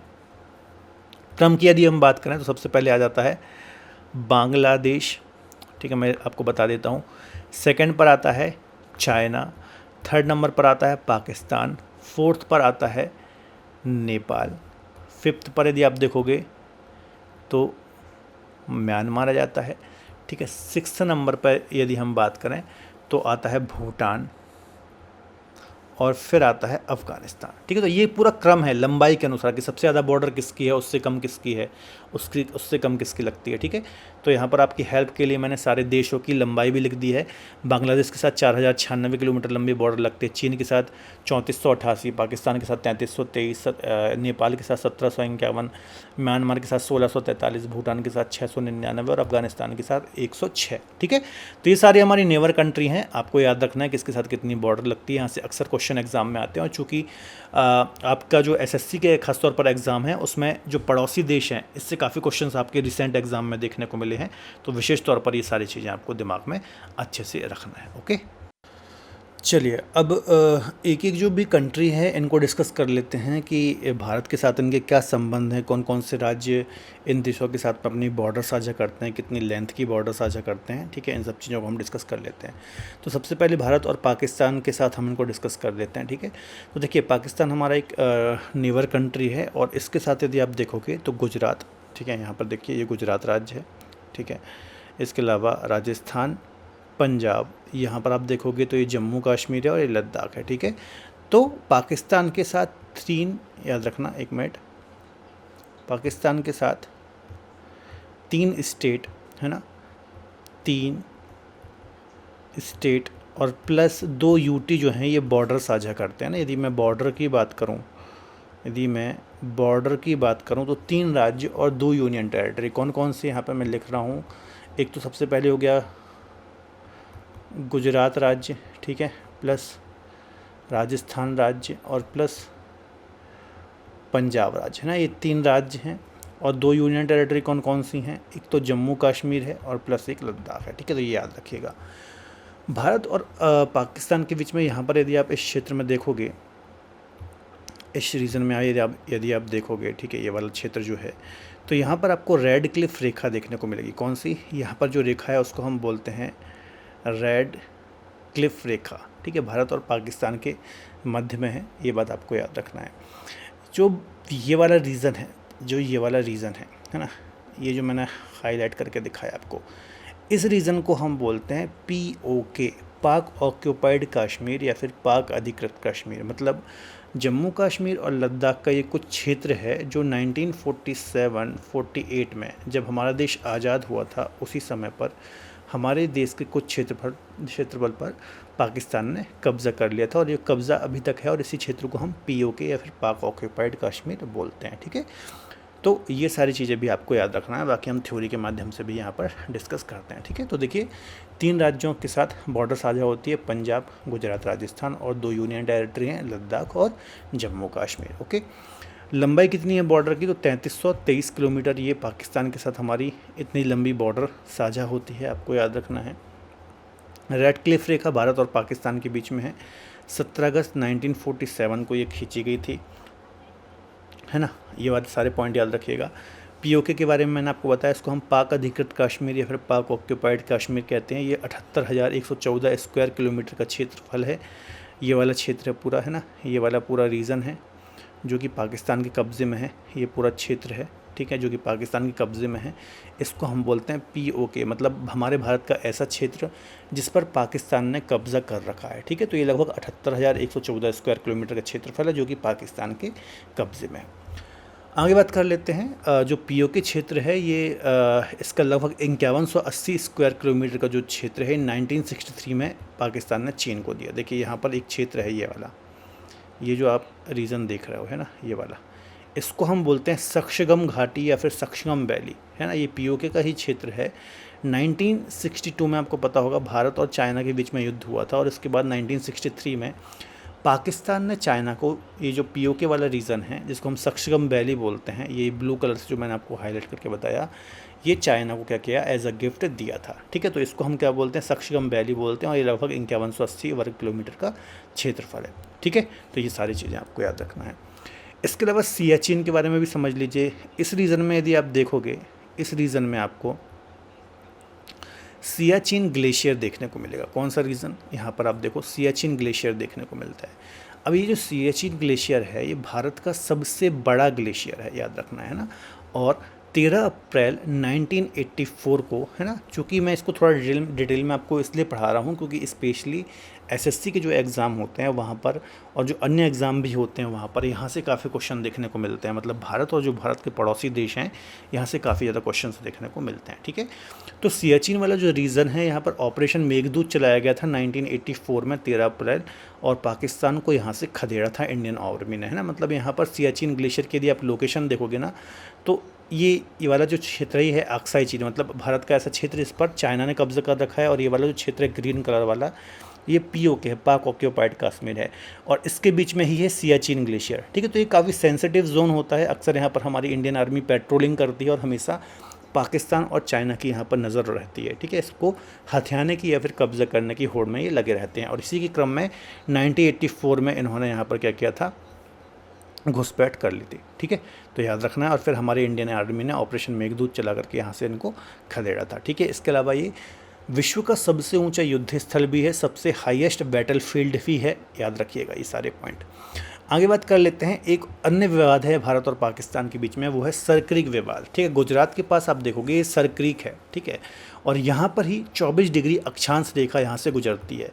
तो यहाँ का लगभग 27 किलोमीटर का क्षेत्र है जो कि दलदली क्षेत्र है ना, और इस पर दोनों ही देश अपना अपना क्लेम करते हैं।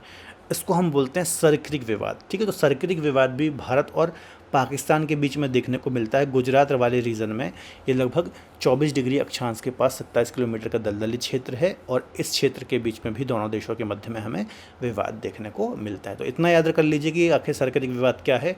तो ये लगभग 24 डिग्री अक्षांश के मध्य में 27 स्क्वायर किलोमीटर या 27 किलोमीटर का क्षेत्र है जो कि भारत और पाकिस्तान के बीच में विवादित है। ठीक है, इतना याद रख लीजिए, काम हो जाएगा।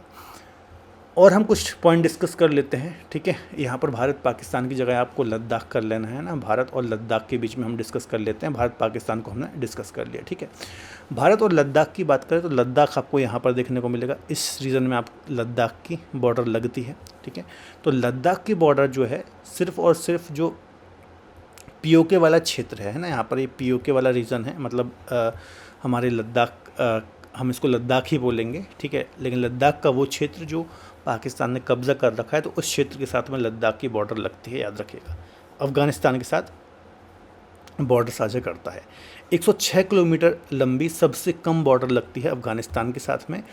और ड्यूरंड रेखा से यहाँ से अक्सर एग्जाम में क्वेश्चन आता है। तो ये ड्यूरंड रेखा जो है ये 1897 में निर्धारित की गई थी, और वर्तमान में अफगानिस्तान और पाकिस्तान के बीच में हमें देखने को मिलती है ना। ड्यूरंड रेखा कहाँ है? वर्तमान में अफगानिस्तान और पाकिस्तान के बीच में। अब देखिए 1896 की यदि हम बात करें तो इस समय पाकिस्तान अस्तित्व में नहीं आया था, सिर्फ इंडिया ही था, है ना। इंडिया था और पाकिस्तान में ही, मतलब जो इंडिया है इसका ही पार्ट था पाकिस्तान।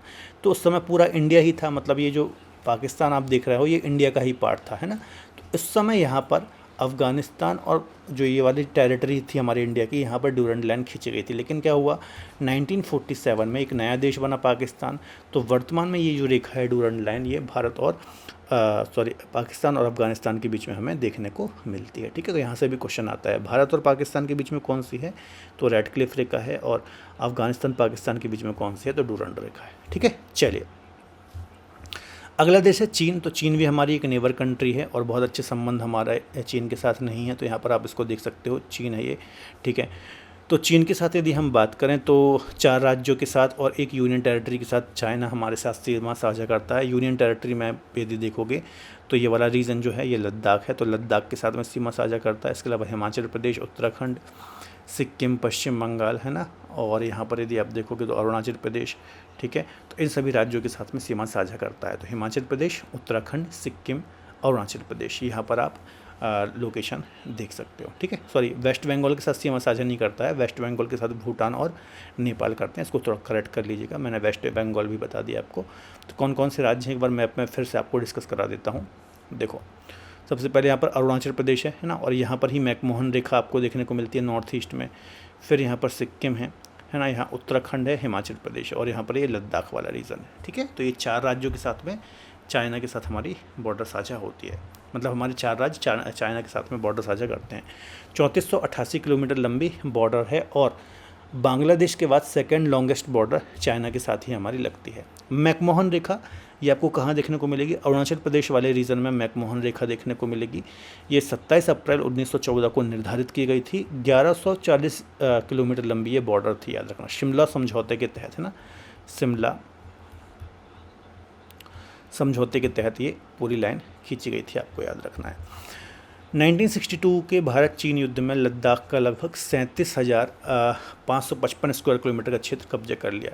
जैसे पाकिस्तान ने 1948 में हमारा कुछ क्षेत्र कब्जा किया जिसको हम POK बोलते हैं, उसी प्रकार से 1962 में भारत और चाइना के बीच में वॉर हुई थी, और उस समय पर 37,555 स्क्वायर किलोमीटर का जो क्षेत्र है हमारा लद्दाख वाला, है ना, जिसको अक्साई चीन हम बोलते हैं, ठीक है, ये वाला क्षेत्र, ये चीन के द्वारा कब्ज़ा किया गया है, ये वाला रीज़न है ना, ये वाला जो रीज़न है ये वर्तमान में चाइना के द्वारा कब्ज़ा कर रखा है, इसको हम अक्साई चीन बोलते हैं, ठीक है। तो ये पॉइंट भी आपको याद रखना है। आगे बात कर लेते हैं LAC क्या है ना, LOC क्या है, LAC क्या है, ये भी थोड़ा डिस्कस कर ले। तो LAC है ये जो अक्साई चीन है और लद्दाख वाला रीजन है या फिर भारत वाला चीन है। तो अक्साई चीन और भारत के बीच में जो लाइन है इसको हम बोलते हैं LAC, मतलब लाइन ऑफ एक्चुअल कंट्रोल। यहाँ से क्वेश्चन आ सकता है, ठीक है। तो line of actual control LAC Bharat और चीन के बीच में वास्तविक सीमा रेखा है, एक्चुअल बाउंड्री लाइन है। यह है लद्दाख में चीन अधिकृत क्षेत्र को अक्साई चीन कहते हैं, ठीक है। मतलब अक्साई चीन का मतलब वो क्षेत्र, भारत का वह टेरिटरी, भारत की वह क्षेत्र जो चीन ने कब्ज़ा कर रखा है, उस क्षेत्र के बीच में और हमारे भारत के बीच में जो LAC है ये देखने को मिलती है। और LOC कहाँ है, लाइन ऑफ कंट्रोल, तो ये POK पाक ऑक्यूपाइड कश्मीर और भारत के बीच में हमें देखने को मिलती है। तो ये पॉइंट भी आपको याद रखना है। इसके अलावा अरुणाचल प्रदेश की तवांग घाटी को लेकर के भी भारत और चीन के बीच में हमें विवाद देखने को मिलता है। तवांग घाटी कहाँ पर है, अरुणाचल प्रदेश वाला जो इस प्रकार का ये जो पूरा क्षेत्र है ना, यहाँ पर इस प्रकार का कुछ क्षेत्र है, तो यहाँ पर ये आपको तवांग घाटी देखने को मिलती है। और यहाँ पर वर्तमान में भी हमने सेला टनल का भी निर्माण किया है ना, तो यहाँ से भी क्वेश्चन एग्जाम में देखने को मिल सकता है। चलिए, भारत नेपाल की यदि हम बात करें तो भारत नेपाल के साथ में 5 राज्य मतलब बॉर्डर पर हमें देखने को मिलते हैं। कौन कौन से, तो यहाँ पर उत्तराखंड है, उत्तर प्रदेश है ना, यहाँ पर बिहार है, वेस्ट बंगाल है, सिक्किम है। टोटल 5 राज्य नेपाल के साथ में बॉर्डर साझा करते हैं। 1751 किलोमीटर लंबी ये बॉर्डर है, ठीक है, ये याद रखिएगा। इसके अलावा नेपाल हमेशा से हमारा अच्छा मित्र रहा है। थोड़ा बहुत नोकझोंक तो चलती है, लेकिन हमेशा से अच्छा मित्र रहा है, तो बहुत ज़्यादा कुछ ऐसे डिस्प्यूट देखने को नहीं मिलते हैं। भारत भूटान की यदि हम बात करें तो भूटान के साथ भी 4 राज्य सीमा साझा करते हैं, पश्चिम बंगाल, सिक्किम, अरुणाचल प्रदेश और असम। यहाँ पर देखिए वेस्ट बंगाल है यहाँ से, ठीक है, यहाँ से सिक्किम है, यहाँ अरुणाचल प्रदेश और यहाँ पर असम है। तो 4 राज्य सीमा साझा करते हैं। और असम के साथ सबसे लंबी सीमा साझा होती है भूटान की, याद रखिएगा। और 699 किलोमीटर लंबी हमारी बॉर्डर है, ठीक है। ये भी हमारे एक बहुत ही अच्छा मित्र राष्ट्र है, तो बहुत ज़्यादा कुछ ऐसे विवाद हमें देखने को नहीं मिलते हैं, ठीक है। बांग्लादेश की बात करें तो बांग्लादेश के साथ सबसे लंबी बॉर्डर हमारी साझा होती है, 4096 किलोमीटर, याद रखिएगा। पहले ये भी ईस्ट पाकिस्तान इसको हम बोलते थे, क्या बोलते थे, ईस्ट पाकिस्तान बोलते थे। फिर बाद में इसको आज़ाद कराया गया और बांग्लादेश नाम का नया राज्य अस्तित्व में आया। इसके अलावा त्रिपुरा एक ऐसा राज्य है हमारा जो 3 ओर से बांग्लादेश से घिरा हुआ है। ये देखिए, ये त्रिपुरा वाला क्षेत्र है, ठीक है। इसके अलावा बांग्लादेश के साथ में वेस्ट बंगाल, ठीक है, मेघालय, असम, त्रिपुरा और मिज़ोरम, ये सभी राज्य क्या करते हैं, बॉर्डर को साझा करते हैं। तो असम, मेघालय, त्रिपुरा, मिज़ोरम और प्लस एक अलग से लिखना है यहाँ पर पश्चिम बंगाल, ये सभी राज्य क्या करते हैं, सीमा साझा करते हैं। तो टोटल 5 राज्य हैं यहाँ पर, 5 कर लेना आप, है ना, 5 राज्य हैं यहाँ पर, प्लस वेस्ट बंगाल भी कर लेना। यहाँ पर एक थोड़ा सा टाइपिंग एरर है। बॉर्डर कितनी है, तो यहाँ से काफ़ी बार क्वेश्चन आता है, क्योंकि सबसे लंबी बॉर्डर हमारी किसके साथ लगती है, बांग्लादेश के साथ ही लगती है। लगभग 4096 किलोमीटर लंबी बॉर्डर साझा होती है। इसके अलावा त्रिपुरा और बांग्लादेश के बीच में हमें शून्य रेखा है ना, जैसे कि मैकमोहन रेखा है, रेडक्लिफ रेखा है, उसी प्रकार से त्रिपुरा और बांग्लादेश के बीच में भी शून्य रेखा आप हमें देखने को मिलती है, 0 लाइन हमें देखने को मिलती है। तो ये पॉइंट भी आपको दिमाग में रखना है, इंपॉर्टेंट है, ठीक है। चलिए आगे डिस्कस कर लेते हैं। चलिए नेक्स्ट डिस्कस कर लेते हैं, ठीक है। अगला जो हमारा नेबर कंट्री है वो है म्यांमार, ठीक है। तो ये आप ईस्ट में देखोगे तो आपको म्यांमार देखने को मिलेगा, ये भी हमारी नेबर कंट्री है। पूर्व में इसको हम वर्मा के नाम से जानते थे और पहले ये हमारे भारत का ही पार्ट था, आपको याद रखना है, ठीक है। म्यांमार की यदि हम बात करें तो लगभग 4 राज्यों के साथ है ना, यहाँ पर अरुणाचल प्रदेश आपको देखने को मिलेगा, यहाँ पर मिज़ोरम आपको देखने को मिलेगा, मिज़ोरम, ठीक है। यहाँ पर नागालैंड और मणिपुर, ये 4 राज्यों के साथ में सीमा साझा करता है, ठीक है। तो अरुणाचल प्रदेश, नागालैंड, मणिपुर और मिज़ोरम, ठीक है। तो टोटल 4 राज्य हैं। देखिए यहाँ से आपको ज़रूर याद रखना है चीज़ें कि कौन सा देश जो है कितने राज्यों के साथ में सीमा साझा करता है। यहाँ से कई बार एग्जाम में क्वेश्चन आते हैं, और चूँकि आपके जो भी SSC वगैरह के एग्ज़ाम है इसमें पड़ोसी देशों से काफ़ी क्वेश्चन देखने को मिलते हैं, ठीक है। अन्य एग्जामों में भी यहाँ से क्वेश्चन आते हैं, तो ये वाला पार्ट बहुत अच्छे से आप डिस्कस करें, ठीक है। सबसे लंबी सीमा जो है ये अरुणाचल प्रदेश के साथ में साझा करता है, जो म्यांमार है, ये पॉइंट दिमाग में रखिएगा। और टोटल जो लेंथ है वो 1643 किलोमीटर है ना, म्यांमार के साथ हमारी कितनी है, 1643 किलोमीटर लंबी बॉर्डर लगती है, ये बात आपको याद रखनी है, ठीक है। तो यहाँ पर सबसे इंपॉर्टेंट है राज्य, यहाँ से क्वेश्चन आने की संभावना ज़्यादा है। इसके अलावा राज्यों के नाम आप ज़रूर यहाँ पर याद रखें, चलिए आगे बात कर लेते हैं श्रीलंका। तो श्रीलंका की यदि हम बात करेंगे तो ये हमारा समुद्र है ना, समुद्र में यदि आप जाएंगे, यहाँ पर ओशन में आप यदि जाएंगे तो सबसे नज़दीक पड़ोसी जो है आपको श्रीलंका हमें देखने को मिलेगा। ठीक है, तो इसकी यदि हम बात करें श्रीलंका की, तो भारत जो श्रीलंका है भारत से पानी में सबसे नज़दीकी पड़ोसी है, मतलब समुद्री सीमा के दृष्टिकोण से। ठीक है, और यहाँ पर आपको कुछ महत्वपूर्ण मैपिंग भी मिलेंगी जहाँ से एग्जाम में बार बार क्वेश्चन आते हैं, जैसे कि सेतु समुद्रम परियोजना यहाँ पर आपको देखने को मिलेगी। ठीक है, और यहाँ पर आपको पंबन आइलैंड, ठीक है, पंबन आइलैंड देखने को मिलेगा। ठीक है, यहाँ पर आपको पाक की खाड़ी देखने को मिलेगी। ठीक है, पाक स्ट्रेट देखने को मिलेगी। ठीक है, बहुत सारी मन्नार की खाड़ी। तो यहाँ की मैपिंग अभी मैं आपको बहुत अच्छे से डिस्कस करा देता हूँ। देखिए यहाँ पर ये पूरा श्रीलंका का मैप है ना, ये हमारा तमिलनाडु वाला रीजन है, इंडिया का रीजन है, ये श्रीलंका है यहाँ पर। ठीक है, तैल्या मन्नार ये आइलैंड है एक श्रीलंका का ही। ठीक है, अब यहाँ पर देखो एक आइलैंड दिखाई दे रहा है, ये जो द्वीप आपको यहाँ पर दिखाई दे रहा है, इस द्वीप को ही हम बोलते हैं पंबन द्वीप। क्या बोलते हैं इसको हम? पंबन द्वीप, पंबन आइलैंड, या फिर रामेश्वरम आइलैंड के नाम से भी इसको जानते हैं। रामेश्वरम आइलैंड के नाम से भी इसको हम जानते हैं ना। अब रामेश्वरम जो है ये हमारे हिंदू धर्म के लिए काफ़ी पवित्र एक प्रकार से रिलीजियस प्लेस है। ये 4 धाम के अंतर्गत भी आता है ना। जो 4 धाम है हिंदू धर्म में, आपको पता होगा, उत्तर में आप यदि देखोगे तो बद्रीनाथ है ना, बद्रीनाथ है, ये उत्तराखंड में है ना। ईस्ट में आप देखोगे जगन्नाथ, जगन्नाथ पुरी है ना, ये कहाँ पर है? उड़ीसा में आपको देखने को मिलेगा। साउथ में आप देखने को मिलेगा रामेश्वरम, रामेश्वरम जिसकी अभी हम बात कर रहे हैं, ये आपको पंबन आइलैंड में तमिलनाडु के अंतर्गत देखने को मिलेगा।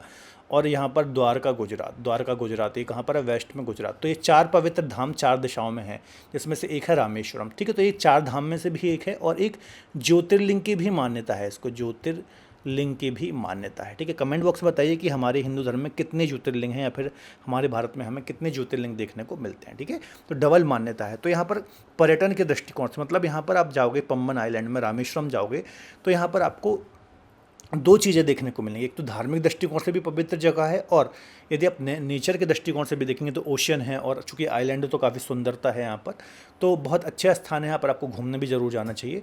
तो याद रखना ये रामेश्वरम आइलैंड है, और इसका जो एंड पॉइंट है यहाँ पर देखिए, यहाँ पर जो आप एंड पॉइंट देख रहे हैं इसको हम बोलते हैं धनुषकोडी, है ना। इस धनुषकोडी से ही राम सेतु, या फिर जिसको हम एडम्स ब्रिज बोलते हैं, ये तैल्या मन्नार तक बना हुआ है। ये जो आप डॉट डॉट दिख रहे हैं यही क्या है?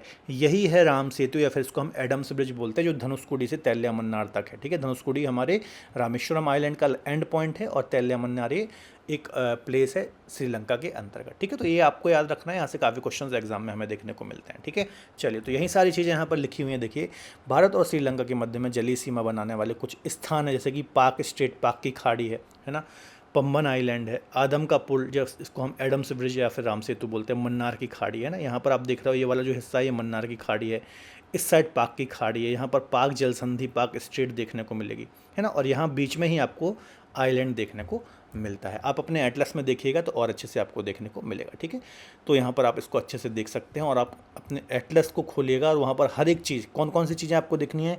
एक तो पाक की खाड़ी आपको देखनी है। ठीक है, पाक ही पाकिस्तान वाला पाक नहीं है, याद रखना। ठीक है, एक पाक स्ट्रेट, पाक जल संधि आपको देखनी है। ठीक है, फिर आपको एक मन्नार की खाड़ी देखनी है, मन्नार की खाड़ी देखनी है। ठीक है, मन्नार की खाड़ी देखने को मिलेगा, आपको रामेश्वरम आइलैंड देखने को मिलेगा। ये सारी चीज़ें आपको एटलस में देखनी है, यहाँ से भी क्वेश्चन एग्जाम में देखने को मिलते हैं। ठीक है, एक बार यहाँ पर भी हम देख लेते हैं। देखो, ये तमिलनाडु है, ये श्रीलंका है, ये छोटा सा जो आइलैंड दिखाई दे रहा है इसी को हम बोलते हैं पंबन आइलैंड। क्या बोलते हैं? पंबन आइलैंड, है ना। यहाँ पर देखो ये राम सेतु है, ये तैल्या मन्नार है। ठीक है, ये पाक स्टेट है, पाक जल संधि है, ये पाक की खाड़ी है, यहाँ पर पाक की खाड़ी है। ये वाला जो हिस्सा है ये बे ऑफ बंगाल का है। ठीक है, ये मन्नार की खाड़ी है, यहाँ पर आप देखोगे अरब सागर है।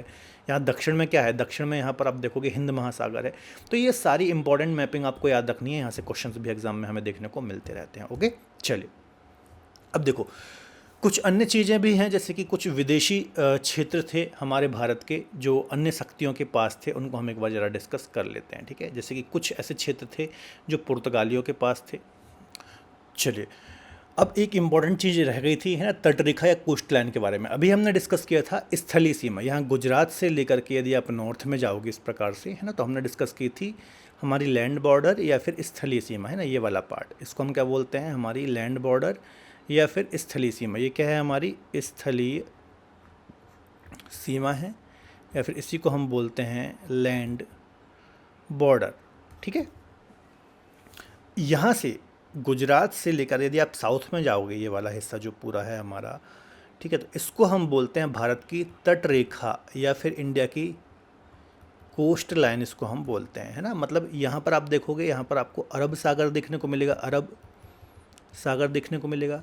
यहाँ पर आपको बंगाल की खाड़ी देखने को मिलेगी, और यहाँ पर आपको क्या देखने को मिलेगा, यहाँ पर आपको हिंद महासागर देखने को मिलेगा। मतलब ये वाला जो हिस्सा है ये तीन ओर से वाटर बॉडी से घिरा हुआ है या फिर सराउंडेड है। तो इसको हम क्या बोलते हैं, इसको हम बोलते हैं प्रायद्वीपीय भारत, है ना। इसको हम बोलते हैं प्रायद्वीपीय भारत या फिर पेनिनसुलर इंडिया इसको हम बोलते हैं ना। पेनिनसुला या फिर प्रायद्वीप का मतलब क्या होता है, कोई भी ऐसा क्षेत्र जो तीन ओर से वाटर बॉडी से घिरा हुआ होता है उसको हम प्रायद्वीपीय भारत बोलते हैं, ठीक है। चलिए, तो यहाँ पर हम एक कर डिस्कस कर लेते हैं। सबसे पहले देखो, कितने राज्य तटरेखा पर स्थित। पहला क्वेश्चन आपके एग्जाम में आएगा कि भारत के ऐसे कितने राज्य हैं जो कोस्ट लाइन या फिर तटरेखा में स्थित हैं। इसका सीधा सा मतलब है कि ऐसे कौन से राज्य हैं जहाँ पर आप जाओगे तो आपको सागर, समुद्र, ओशियन देखने को मिलेगा।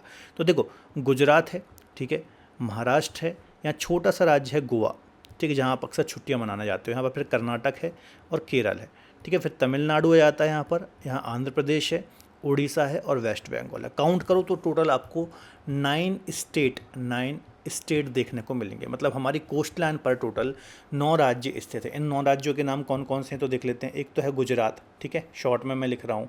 फिर सेकंड नंबर पर महाराष्ट्र, इसी प्रकार से आपको याद रखना है। फिर आ जाता है गोवा, ठीक है, फिर आ जाता है कर्नाटका, फिर आ जाता है केरला, ठीक है, उसके बाद आ जाता है तमिलनाडु, उसके बाद आ जाता है आंध्र प्रदेश, फिर आ जाता है उड़ीसा, ठीक है, और उसके बाद आ जाता है वेस्ट बंगाल, ठीक है। तो ये टोटल 1 2 3 4 5 6 7 8 9, तो टोटल ये 9 राज्य हैं, ठीक है, जो कि हमारी कोस्ट लाइन में स्थित हैं। और इसी प्रकार से आपको याद रखना है। आप अपने एटलस में जरूर देखिएगा तो चीज़ें आपको अच्छे से याद हो जाएंगी, ठीक है। तो पहला क्वेश्चन तो ये आएगा कि कितने राज्य हैं, या फिर राज्यों के नाम पूछ सकता है कि निम्न में से कौन सा राज्य तटरेखा पर स्थित है या फिर नहीं है, ठीक है। अगला इंपॉर्टेंट पॉइंट कि हमारी जो ये तटरेखा है ना, गुजरात से लेकर वेस्ट बंगाल, ये इसको हम क्या बोलेंगे, मैन लैंड, इसको हम बोलेंगे मैन लैंड या फिर मुख्य भूमि। क्या बोलेंगे, मुख्य भूमि, है ना, मैन लैंड। तो मैन लैंड की जो तटरेखा है इसकी लंबाई कितनी है, तो ये आपको याद रखना है 5422.6 किलोमीटर। 5422.6 किलोमीटर हमारी मैन लैंड की कोस्ट लाइन है, ठीक है। अब बहुत सारी बुक्स में बच्चों आपको 6100 किलोमीटर लिखा मिलता है, ठीक है। बहुत सारी जब आप बुक्स पढ़ोगे तो मुख्य भूमि की जो तटरेखा है या इसकी लंबाई 6100 लिखी मिलती है, जो कि गलत है ना। ये रॉन्ग तथ्य है, आपको याद रखना है। सही तथ्य क्या है, 5422, है ना। ये बिल्कुल सही कोस्ट लाइन है। अभी मैं आपको सारे राज्यों की ओवरऑल कोस्ट लाइन बता दूंगा, तो वहाँ से आप देख सकते हैं, है ना।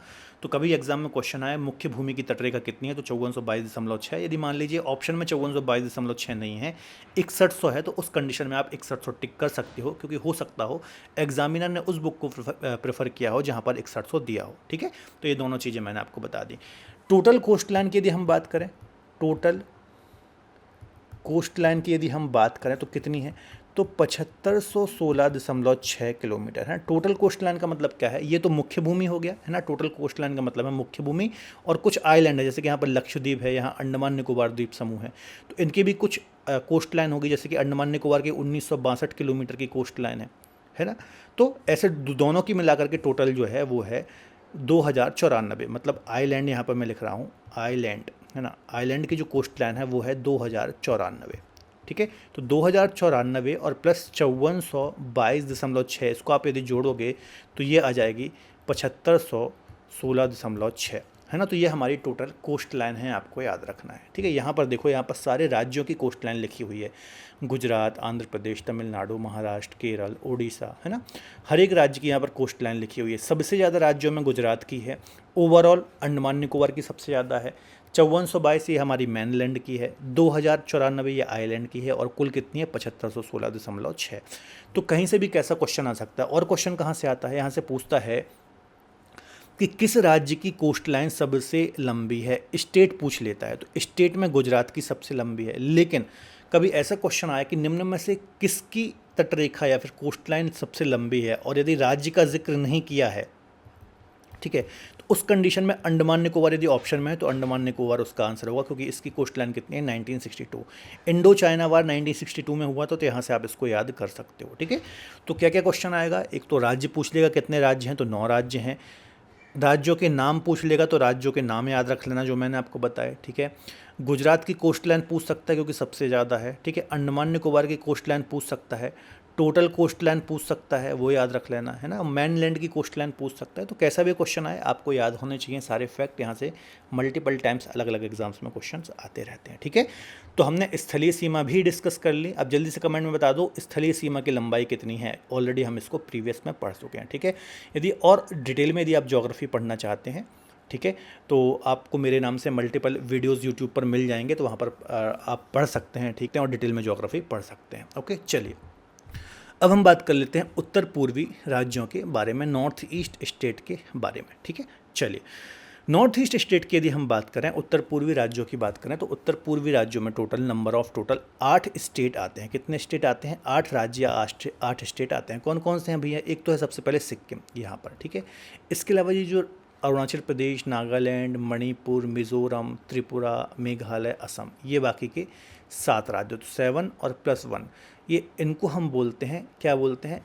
उत्तर पूर्वी राज्य, है ना। सिक्किम और आपस में जो ये जुड़े हुए 7 राज्य हैं, इन 7 राज्यों को हम बोलते हैं 7 सिस्टर। क्या बोलते हैं? 7 सिस्टर। तो अक्सर बच्चे कंफ्यूज होते हैं नॉर्थ ईस्ट और 7 सिस्टर में, इनको एक ही समझ लेते हैं, तो दोनों ही अलग अलग चीज़ हैं। 7 सिस्टर अलग है, उत्तर पूर्वी राज्य अलग हैं। ठीक है, 7 सिस्टर में ये आपस में जुड़े हुए राज्य आते हैं, और उत्तर पूर्वी राज्य में सिक्किम भी ऐड होता है। ठीक है, तो वो टोटल 8 राज्य आते हैं उत्तर पूर्वी राज्य या फिर नॉर्थ ईस्ट, इसको क्या बोलते हैं? North east state. ठीक है, इतना दिमाग में आपको रखना है टोटल। अब यहाँ से जो आपके क्वेश्चन एग्जाम में आएंगे वो मैपिंग से आएंगे। कैसे आएंगे? मैपिंग से। किसकी बॉर्डर किससे लगती है, किससे नहीं लगती, यहाँ से क्वेश्चंस एग्जाम में देखने को मिलेंगे। तो एक बार मैं आपको फटाफट मैपिंग इसकी कंप्लीट करा देता हूँ कि कहाँ से कैसे क्वेश्चन आते हैं। बाकी डिटेल में भी यदि ये वीडियो पढ़ना हो तो आपको मेरे नाम से सर्च करोगे north east state by Dinesh Sahu sir, तो आपको मल्टीपल वीडियोज़ मिल जाएंगे। ठीक है, तो देखो यहाँ पर सिक्किम, देखो सबसे पहले अरुणाचल प्रदेश की बात कर लेते हैं। अरुणाचल प्रदेश राज्य है। ठीक है, इसको यदि आप देखोगे तो ये 3 देशों से घिरा है। यहाँ पर आप देखोगे वेस्ट में ये भूटान से घिरा हुआ है, ईस्ट में यहाँ पर म्यांमार है ना, ये यहाँ पर म्यांमार है। ठीक है, यहाँ पर आप देखोगे तो यहाँ पर चाइना है, चाइना तिब्बत का रीजन है। ठीक है, तो एग्जाम में क्वेश्चन आता है निम्न में से कौन सा राज्य 3 ओर से 3 देशों से सराउंडेड है, या फिर चाइना, म्यांमार और भूटान से सराउंडेड है? तो अरुणाचल प्रदेश 3 देशों से सराउंडेड है। ठीक है, इसी प्रकार से सिक्किम को भी यदि आप देखोगे तो सिक्किम भी 3 देशों से सराउंडेड है। यहाँ पर नेपाल है, भूटान है, और यहाँ पर क्या है? तिब्बत है। ठीक है, तो ये भी ईस्ट में भूटान, वेस्ट में नेपाल और नॉर्थ में यहाँ पर तिब्बत से कनेक्टेड है या फिर सीमा को साझा करता है। तो ये भी बात आपको याद रखना है। अगला पॉइंट आपको नोट डाउन करना है, ये सब आप नोट डाउन करते जाइए। नेक्स्ट पॉइंट है जो असम राज्य है, ये देखिए असम राज्य बिल्कुल बीच में है। असम राज्य की जो बॉर्डर है ये 7 सिस्टर के, है ना, शब्दों पर ध्यान देना, 7 सिस्टर के सभी राज्यों को टच करती है। मतलब अरुणाचल प्रदेश से भी इसकी सीमा लगती है, नागालैंड से भी लगती है, मणिपुर से भी लगती है, मिजोरम से भी लगती है, त्रिपुरा से भी लगती है और मेघालय से भी लगती है ना।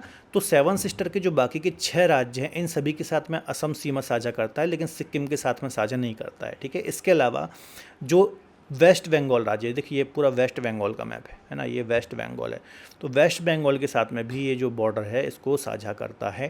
तो ये बात आपको याद रखना है। ठीक है, अगला पॉइंट आपको नोट डाउन करना है मेघालय। यहाँ पर देखो ये मेघालय राज्य है ना, ये मेघालय राज्य। तो मेघालय राज्य की जो बॉर्डर है राज्यों में सिर्फ और सिर्फ असम के साथ ही लगती है। ठीक है, राज्यों में आप यदि देखोगे मेघालय को तो सिर्फ असम के साथ में ही बॉर्डर को साझा करेगा, सिर्फ असम के साथ में ही, है ना। बाकी और किसी राज्य के साथ में ये बॉर्डर साझा नहीं करता। देशों में बात करें तो बांग्लादेश के साथ ये सीमा को साझा करता है। ठीक है, तो यहाँ पर असम के साथ और यहाँ पर बांग्लादेश के साथ। ठीक है, अगला क्वेश्चन आता है बांग्लादेश, है ना। बांग्लादेश किन किन राज्यों के साथ में बॉर्डर साझा करता है? तो ये वेस्ट बंगाल है ना, इसको हम डिस्कस कर चुके हैं, असम, मेघालय, त्रिपुरा और मिजोरम, तो इन सभी राज्यों के साथ में बांग्लादेश सीमा को साझा करता है। ठीक है, फिर क्वेश्चन आता है म्यांमार के साथ कौन कौन से राज्य सीमा साझा करते हैं? तो अरुणाचल प्रदेश, नागालैंड, मणिपुर, मिजोरम। फिर क्वेश्चन आता है भैया भूटान के साथ में कौन कौन से राज्य सीमा साझा करते हैं ना। ये पूरा मैपिंग है, ये आप रट नहीं सकते, यदि आप इसको रटोगे तो आराम से भूल जाओगे और गलत करके आओगे। ठीक है, तो भूटान की यदि हम बात करें तो यहाँ पर देखो अरुणाचल प्रदेश है, यहाँ पर असम है, यहाँ वेस्ट बंगाल है और यहाँ पर सिक्किम है। तो इन राज्यों के साथ में भूटान सीमा साझा कर रहा है। तो कहने का मतलब ये है कि जो नॉर्थ ईस्ट से क्वेश्चन आते हैं ये सभी मैपिंग से क्वेश्चन आते हैं, बॉर्डर, खासतौर पर बॉर्डर से क्वेश्चन आते हैं। एक क्वेश्चन आता है कि भैया ऐसा कौन सा राज्य है जो तीन ओर से बांग्लादेश से घिरा हुआ है। तो देखो त्रिपुरा ऐसा राज्य है जो तीन ओर से बांग्लादेश से सराउंडेड है, इस प्रकार से तीन ओर से बांग्लादेश से घिरा हुआ है। ठीक है, नॉर्थ ईस्ट के ऐसे कौन से राज्य हैं जहाँ से होकर के कर्क रेखा निकलती है, तो मैंने आपको डिस्कस कराया है कि त्रिपुरा और मिजोरम ऐसे राज्य हैं जहाँ से होकर के कर्क रेखा 23.5 डिग्री उत्तरी अक्षांश रेखा होकर के पास होती है। तो ये मल्टीपल पॉइंट मैंने आपको बताए हैं, बस यहाँ की आप मैपिंग स्ट्रॉन्ग कीजिए कि कौन सा राज्य किससे लग रहा है, किससे नहीं लग रहा है, किस देश के साथ लग रहा है, किस राज्य के साथ लग रहा है, इसी प्रकार के क्वेश्चन आएंगे। ठीक है, तो इतना आपको याद रखना है। उत्तर पूर्व में आपको यदि सेपरेट लेक्चर डिटेल में पढ़ना हो तो मेरे नाम से बस वीडियो आप सर्च करिए, मेरे मल्टीपल वीडियोस आपको मिल जाएंगे। ठीक है, वहाँ पर आप मुझसे पढ़ सकते हैं और डिटेल में, और क्वेश्चंस भी आपको वहाँ पर मिल जाएंगे। ठीक है, तो इतनी चीज़ें आपको नॉर्थ ईस्ट राज्य के अंतर्गत या फिर उत्तर पूर्वी राज्यों के अंतर्गत दिमाग में रखनी है। ठीक है, तो ये सारे पॉइंट आप नोट डाउन कर लीजिएगा जो मैंने आपको डिस्कस कराए हैं। अब आगे हम बात कर लेते हैं विदेशी क्षेत्रों के बारे में। कुछ ऐसे क्षेत्र थे, देखो आपको पता होगा 1947 में हमारा देश क्या हुआ, आज़ादी मिली, किससे, अंग्रेज़ों से, है ना। अंग्रेज़ों से हमारा देश आज़ाद हुआ, मतलब 1947 तक हमारे देश में अंग्रेज़ों का रूल होता था। लेकिन हमारे देश के कुछ ऐसे क्षेत्र भी थे जो अंग्रेज़ों के अलावा कुछ अन्य विदेशी शक्तियों के पास थे।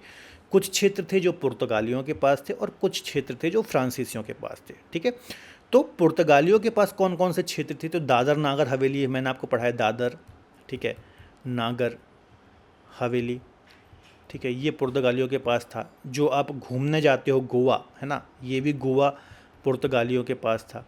ठीक है, जो पुडुचेरी मैंने यूनियन टेरिटरी आपको डिस्कस कराई, पुडुचेरी, है ना, ये किसके पास थी, फ्रांसीसियों के पास थी।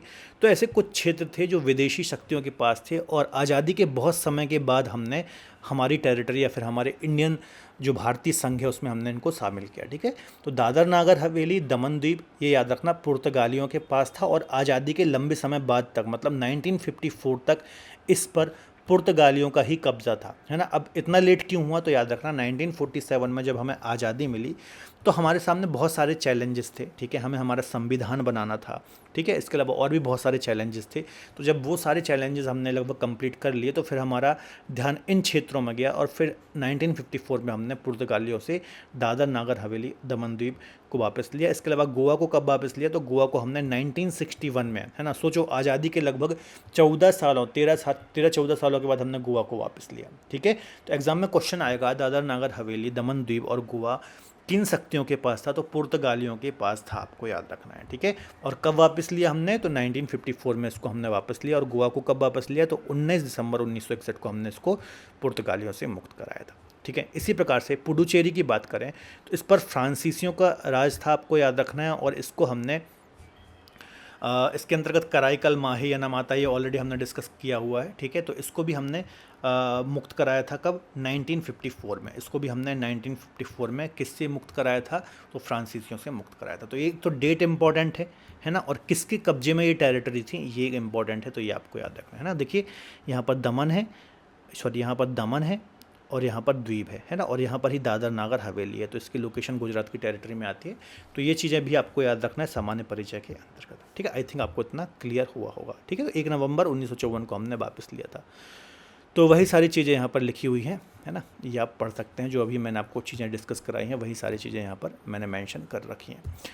अब लगभग सारा इंट्रोडक्शन वाला जो पार्ट है ना, जो इंट्रोडक्शन वाला पार्ट है ये हमने डिस्कस कर लिया है। ठीक है, अब कुछ अन्य फैक्ट हैं वो हम डिस्कस कर लेते हैं जहाँ से एग्जाम में क्वेश्चन आते हैं। ठीक है, क्षेत्रफल के अनुसार भारत के जो बड़े राज्य हैं इसमें राजस्थान, मध्य प्रदेश, राजस्थान, मध्य प्रदेश, महाराष्ट्र, उत्तर प्रदेश और गुजरात आता है ना। सबसे बड़ा राज्य एरिया में यहाँ पर आपको राजस्थान देखने को मिलेगा। सेकंड नंबर पर यहाँ पर एमपी देखने को मिलेगा। थर्ड पर यहाँ महाराष्ट्र देखने को मिलेगा।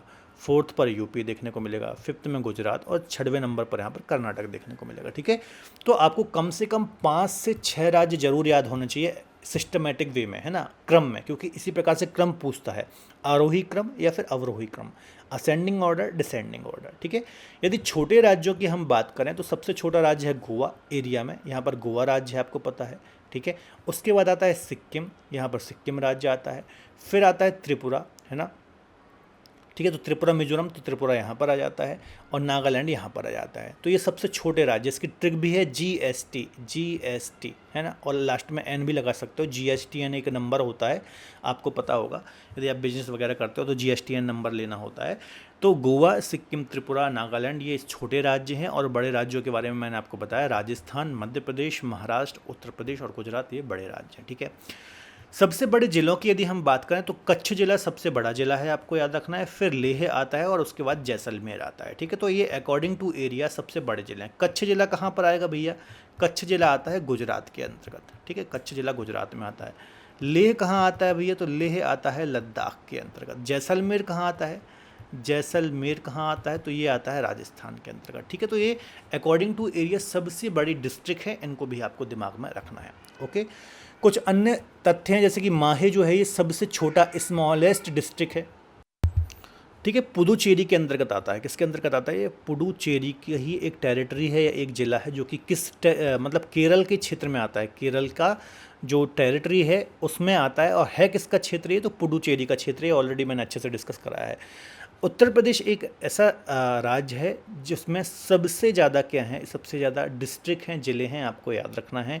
और सर्वाधिक राज्यों के साथ में उत्तर प्रदेश अपनी बॉर्डर को साझा करता है। 8 राज्य और एक यूनियन टेरिटरी, याद रखना, 8 राज्य और एक यूनियन टेरिटरी के साथ में उत्तर प्रदेश राज्य अपनी बॉर्डर को साझा करता है। तो ये बात आपको याद रखना है, ठीक है।